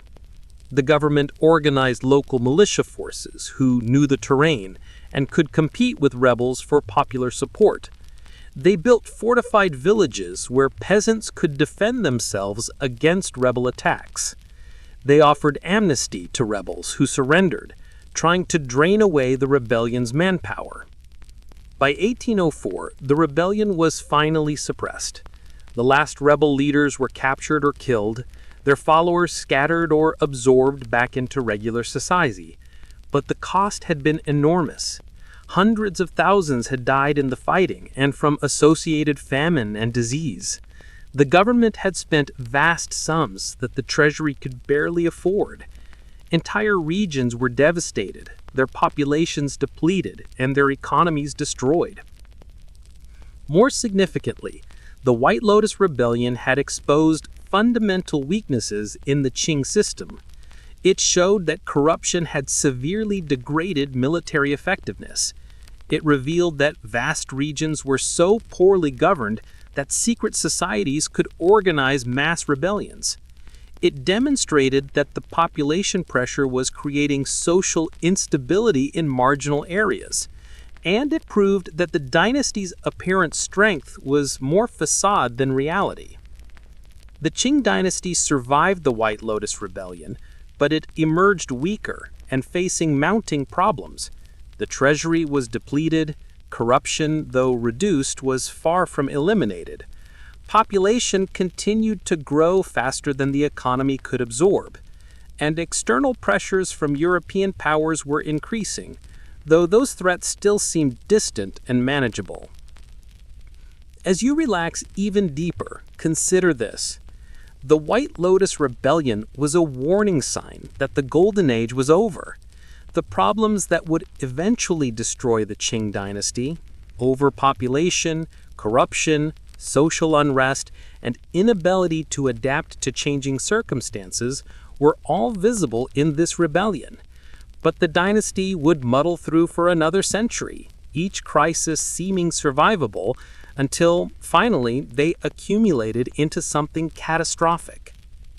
Let the sound of the story continue to guide you into deeper relaxation. The dynasty staggered forward, carrying the weight of its past, and you're on your own way to a deeper, relaxed state of mind. Close your eyes and picture a drug epidemic spreading through an empire, destroying lives, draining wealth, and corrupting officials, all while foreign merchants grow rich from the misery they're causing. You're about to discover how opium became the weapon that would finally force China to confront the changing world, and how that confrontation would go disastrously wrong. In the early 1800s, the British had a problem that was costing them an enormous amount of money. They desperately wanted Chinese tea, silk, and porcelain, but the Chinese didn't want anything Britain produced. British merchants had to pay for Chinese goods with silver, which flowed out of Britain into China in vast quantities. The British government and merchants were desperate to find something the Chinese would buy so they could balance this trade. They found their answer in opium. Opium is derived from poppies and had been used in China for centuries as medicine, in small quantities. But smoking opium for pleasure was a relatively new practice, and it was addictive, devastating to health, and illegal under Qing law. The British East India Company controlled opium production in India, and British merchants saw an opportunity. Here's how the trade worked, and you need to understand this carefully because it was deliberately designed to appear legitimate while being fundamentally criminal. British ships brought opium from India to the coast of China, but didn't land it directly. Instead, they anchored at offshore islands. Chinese smugglers would buy the opium and bring it ashore, distributing it throughout China through networks of dealers and corrupt officials. The British could claim they weren't technically importing opium into China. They were just selling it offshore, and what Chinese smugglers did with it wasn't their responsibility. This was, of course, completely disingenuous. The entire trade was designed to evade Chinese law and flood China with an addictive drug. And it worked spectacularly. Opium use exploded in China during the 1810s and 1820s. What had been a minor problem became a social catastrophe. Millions of Chinese became addicted to opium, from laborers to soldiers to government officials. The effects on individuals were devastating. Opium addicts would spend everything they had to feed their addiction, impoverishing their families. Their health deteriorated. Chronic opium use caused weight loss, weakness, and various diseases. Their ability to work or function in society declined. In some regions, entire villages were plagued by opium addiction. But the effect on the empire was equally serious. Remember that silver had been flowing into China for centuries as foreigners bought Chinese goods. Now the flow reversed. Chinese addicts and smugglers paid for opium with silver, which flowed out of China into British hands. By the 1830s, millions of taels of silver were leaving China annually. This caused a silver shortage that affected the entire economy, driving up prices and making taxes harder to collect, since taxes were assessed in silver. The Qing government was fully aware of the problem. Opium was illegal, and possessing or selling it was officially punishable by death. But enforcement was impossible when the trade was so profitable that it corrupted everyone involved. Smugglers bribed customs officials to look the other way. Local magistrates were bribed to ignore opium dens. Military officers were bribed not to interfere with smuggling operations. Even high officials in Beijing were rumored to be protecting the trade in exchange for bribes. Chinese officials debated how to handle the crisis. Some argued for legalization and taxation. Since the trade couldn't be stopped, they reasoned, the government should at least collect revenue from it and regulate it. Others insisted this would be moral surrender and would only worsen the addiction crisis. The Emperor, Daoguang, who had reigned since 2020, was genuinely concerned about the problem but uncertain how to solve it. In 1838, Daoguang made a fateful decision. He appointed an official named Lin Zexu as imperial commissioner with extraordinary powers to end the opium trade. Lin was known for his integrity, competence, and determination. He was also completely convinced that the opium trade could and must be stopped, and he had no understanding of how powerful Britain had become or how aggressively they would defend their profitable drug trade. Lin arrived in Canton in 1839 and immediately took aggressive action. He demanded that foreign merchants surrender all of their opium stocks and sign bonds promising never to trade in opium again under the penalty of death. When the merchants hesitated, Lin essentially laid siege to the foreign trading area, preventing anyone from leaving and cutting off food supplies. Under this pressure, the British Superintendent of Trade, Captain Charles Elliot, ordered British merchants to surrender their opium to him, which he then turned over to Lin. Lin received over 20,000 chests of opium, worth millions of pounds, and then he destroyed it.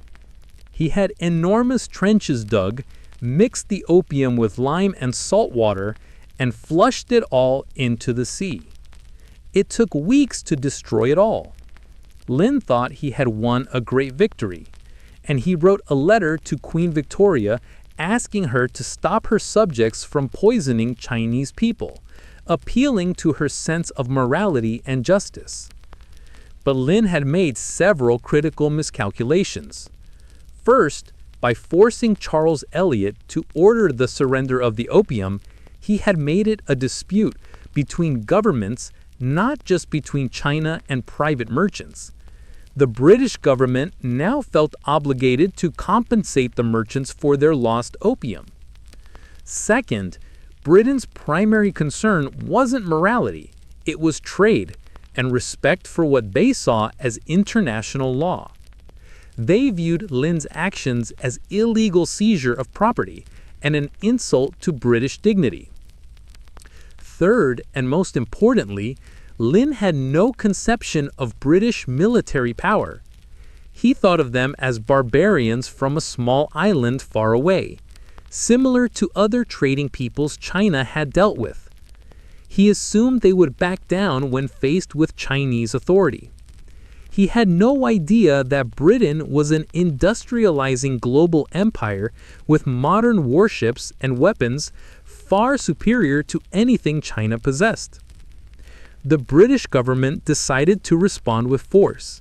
They sent a naval expedition to China to demand compensation for the destroyed opium, better trade terms, and diplomatic equality.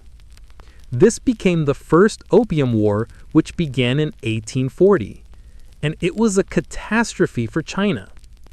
British ships were steam-powered and iron-hulled, while Chinese war junks were wooden sailing ships that had barely changed in centuries. British forces had modern rifles and artillery, while many Chinese soldiers still used bows, swords, and outdated matchlock guns. British forces were professional soldiers with recent combat experience, while Chinese troops were often poorly trained and poorly led. The war was a series of humiliating defeats for China. British ships sailed up and down the coast, attacking ports and forts at will. Chinese defenses were simply overwhelmed by superior firepower. British forces captured key cities, blockaded rivers, and demonstrated that the Qing military was completely outmatched by modern Western military technology.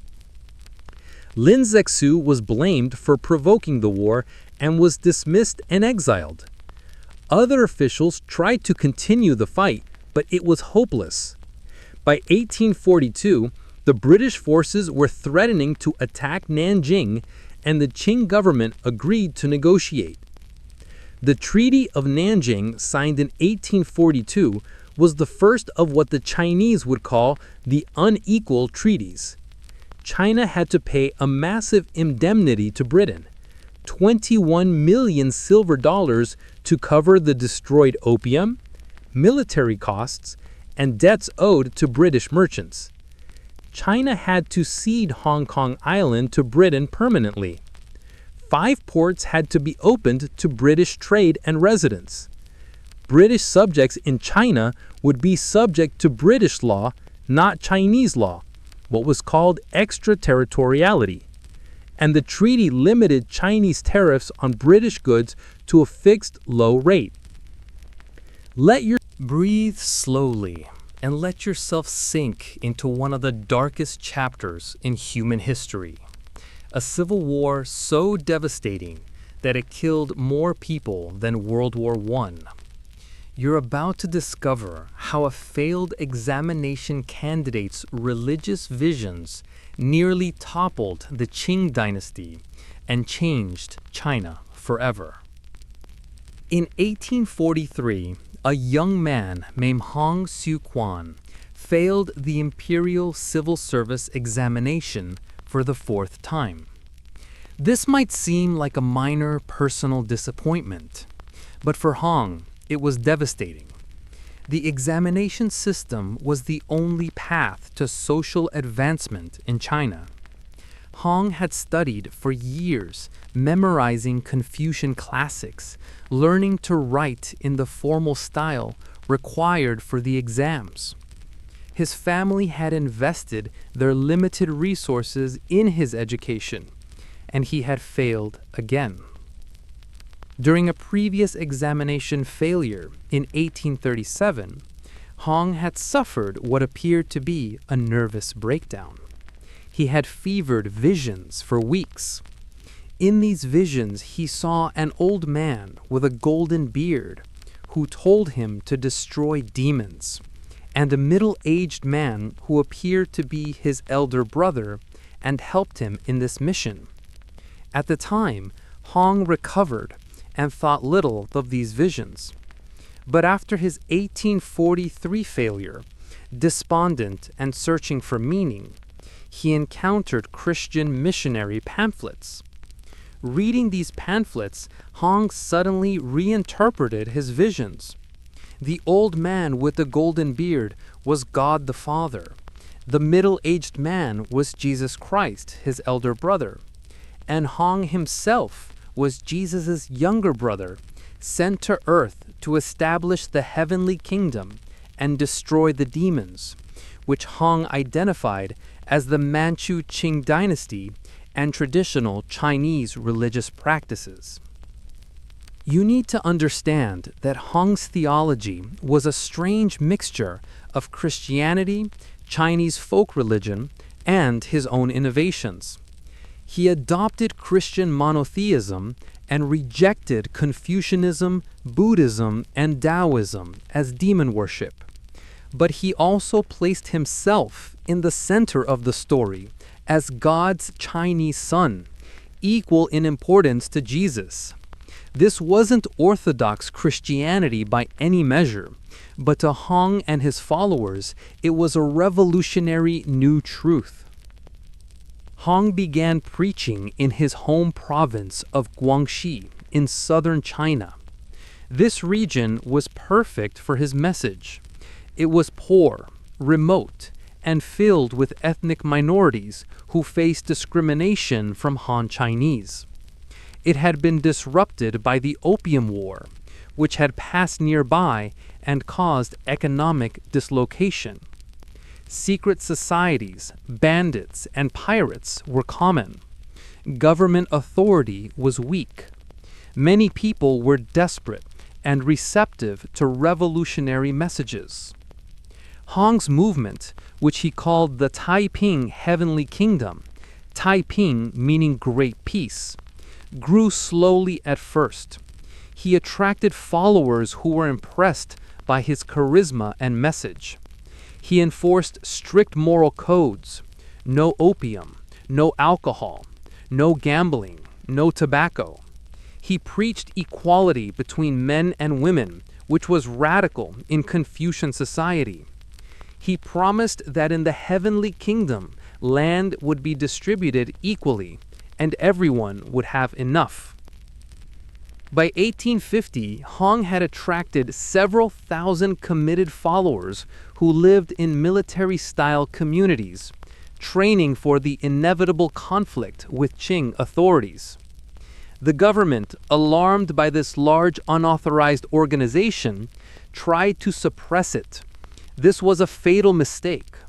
When Qing troops attacked Taiping communities, they found themselves fighting disciplined, motivated forces who believed they were doing God's work. The Taiping forces defeated the government troops and went on the offensive. This is when the movement transformed from a religious sect into a full-scale rebellion. In 1851, Hong declared himself the heavenly king of the Taiping Heavenly Kingdom and began a military campaign to conquer China and overthrow the Qing Dynasty. What followed was extraordinary. The Taiping army, swelling with recruits from the poor and disaffected, swept through southern China like a whirlwind. They captured city after city. Government forces crumbled before them, often simply running away rather than fighting. By 1853, less than 3 years after going on the offensive, the Taiping had captured Nanjing, one of China's greatest cities, and made it their capital. At their height, the Taiping controlled much of southern China, ruling over tens of millions of people. Hong established a theocratic government in Nanjing, ruling as the heavenly king with subordinate kings below him. They implemented radical social policies. They abolished foot binding, attempted to equalize land distribution, established separate military units for women, and tried to eliminate traditional Chinese religious practices. You need to picture what this meant. A man who had failed his examinations and had religious visions was now ruling a territory the size of France, commanding armies of hundreds of thousands, and directly challenging the Qing Dynasty. The Taiping were not a small rebel group. They were a rival state with their own government, ideology, and military. The Qing Dynasty faced an existential crisis. They were simultaneously dealing with the Taiping rebellion in the south, smaller rebellions elsewhere, and continued pressure from Western powers demanding more trade concessions. The regular Qing armies had proven largely useless against the Taiping. The banner forces, once the military elite of the empire, were now undermanned, undertrained, and demoralized. The dynasty was saved by a new development: the rise of regional armies led by Chinese scholar officials rather than Manchu banner commanders. The most important of these was Zhang Guofan, a Confucian scholar who organized the Shang army in his home province of Hunan.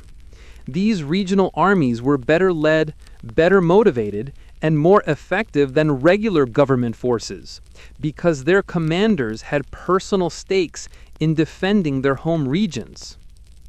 The war against the Taiping became a grinding conflict of sieges, atrocities, and devastation. Both sides committed horrific massacres.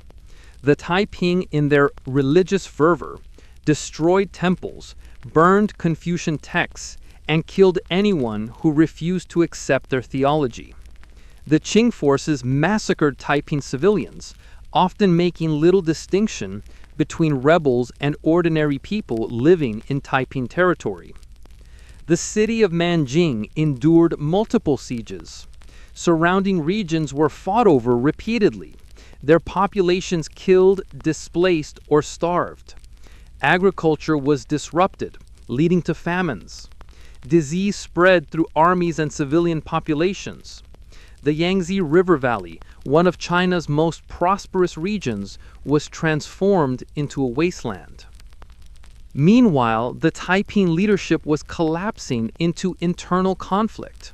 Han Shuquan remained in Nanjing, increasingly withdrawn into religious visions and palace life, leaving actual governance to his subordinate kings. These kings began fighting among themselves for power. In 1856, a major internal purge killed thousands of Taiping leaders and officials. The movement's unity and revolutionary energy dissipated into court intrigue and power struggles. The Qing also received unexpected help from Western powers. Initially, Westerners were intrigued by the Taiping, noting their Christian elements.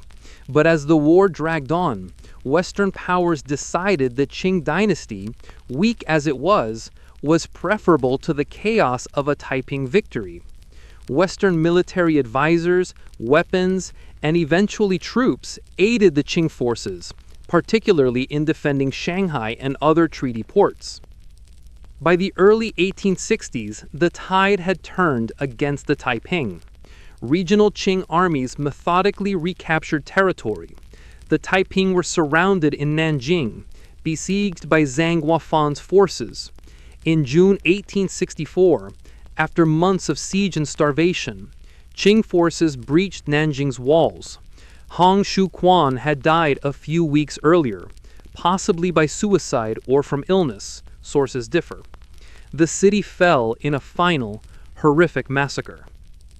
The Taiping rebellion was over, but the cost was. Let your breathing slow as we witness the final collapse of a dynasty that had ruled for nearly 3 centuries. You're about to see how a series of catastrophic decisions, missed opportunities, and external pressures brought down the Qing Empire and ended over 2,000 years of imperial rule in China. By 1900, the Qing Dynasty was in crisis.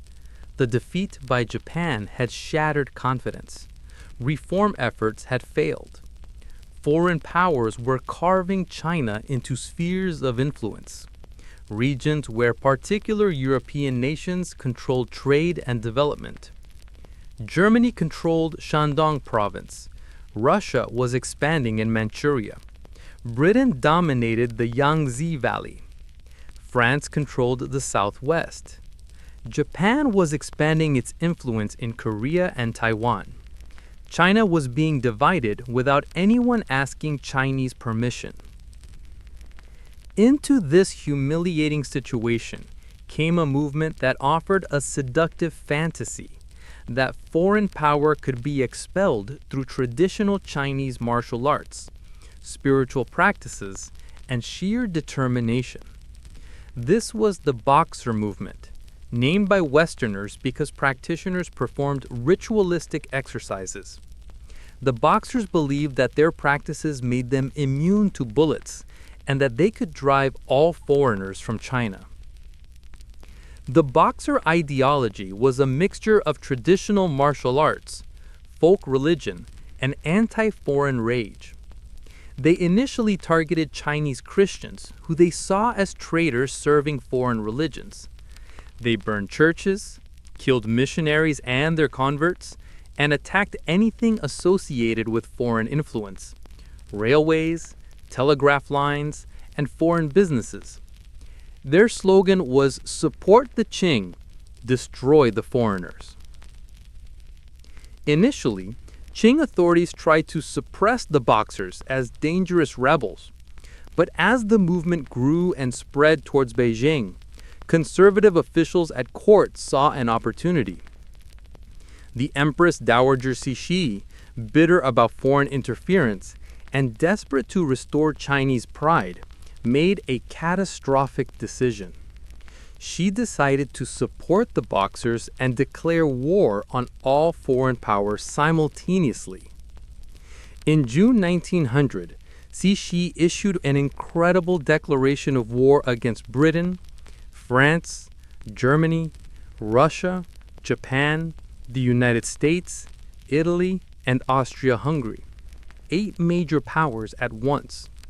She allied with the Boxers, bringing them to Beijing where they besieged the foreign legation quarter.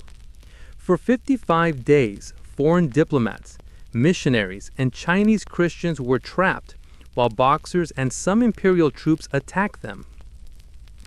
You need to understand the sheer irrationality of this decision. China, which had already been defeated by single Western powers and by Japan, was now fighting all of them simultaneously. The Boxers' belief in their invulnerability to bullets was, predictably, proven false immediately. But Cixi and conservative officials had convinced themselves that the foreign powers would be driven out through determination and spiritual power. The 8-nation alliance assembled an international army that marched on Beijing. The Boxers were slaughtered. Qing forces either didn't fight or were easily defeated. In August 1900, foreign troops captured Beijing. The Empress Dowager and Emperor fled the capital in disguise, essentially abandoning the empire. Foreign soldiers looted the Forbidden City and Beijing's palaces, stealing priceless treasures that now fill museums around the world. The Boxer Protocol of 1901 was the most humiliating treaty yet. China had to pay an enormous indemnity of 450 million taels of silver to the 8 powers, more than the government's annual revenue, to be paid over 39 years with interest. Foreign troops would be stationed in Beijing to protect the legations. Chinese officials who had supported the Boxers were executed or punished. China had to agree to suppress any anti-foreign movements in the future. The Boxer disaster finally convinced even conservative officials that fundamental reform was necessary. From 1901 to 1911, the Qing Dynasty attempted a last series of reforms called the New Policies. They abolished the traditional examination system that had selected officials for over 1,000 years, replacing it with modern schools and universities. They created a new Western-style army. They sent thousands of students to study in Japan and the West. They drafted a constitution and promised eventual parliamentary government. But these reforms came too late and created new problems. Abolishing the examination system destroyed the path to advancement for millions of scholars who had spent their lives studying Confucian classics. The new schools taught revolutionary ideas about democracy, nationalism, and progress. Students studying abroad encountered radical ideologies, including socialism and republicanism. The dynasty was educating a generation that would overthrow it. The promised constitution and parliament raised expectations for political participation that the Qing was reluctant to fulfill. When provincial assemblies were finally established in 1909, they immediately demanded real power and faster movement toward constitutional government. The Qing tried to maintain autocratic control while promising democracy, an impossible contradiction. Meanwhile, revolutionary movements were organizing. Sun Yat-sen, who had been advocating for a republic since the 1890s, was organizing overseas Chinese and smuggling weapons to revolutionary cells in China. His 3 principles of the people, nationalism, democracy, and people's livelihood, offered a vision of a modern China without the Qing. The final crisis came unexpectedly. In October 1911, a bomb accidentally exploded in a revolutionary hideout in Wuhan, exposing the conspirators. Rather than wait to be arrested, the revolutionaries launched an immediate uprising. They captured the city and declared independence from the Qing Dynasty. This triggered a cascade of provincial declarations of independence across southern and central China. The dynasty called on its new modern army to suppress the rebellion, but the army was commanded by Yuan Shikai, a powerful general whom the court had previously dismissed and who had his own ambitions.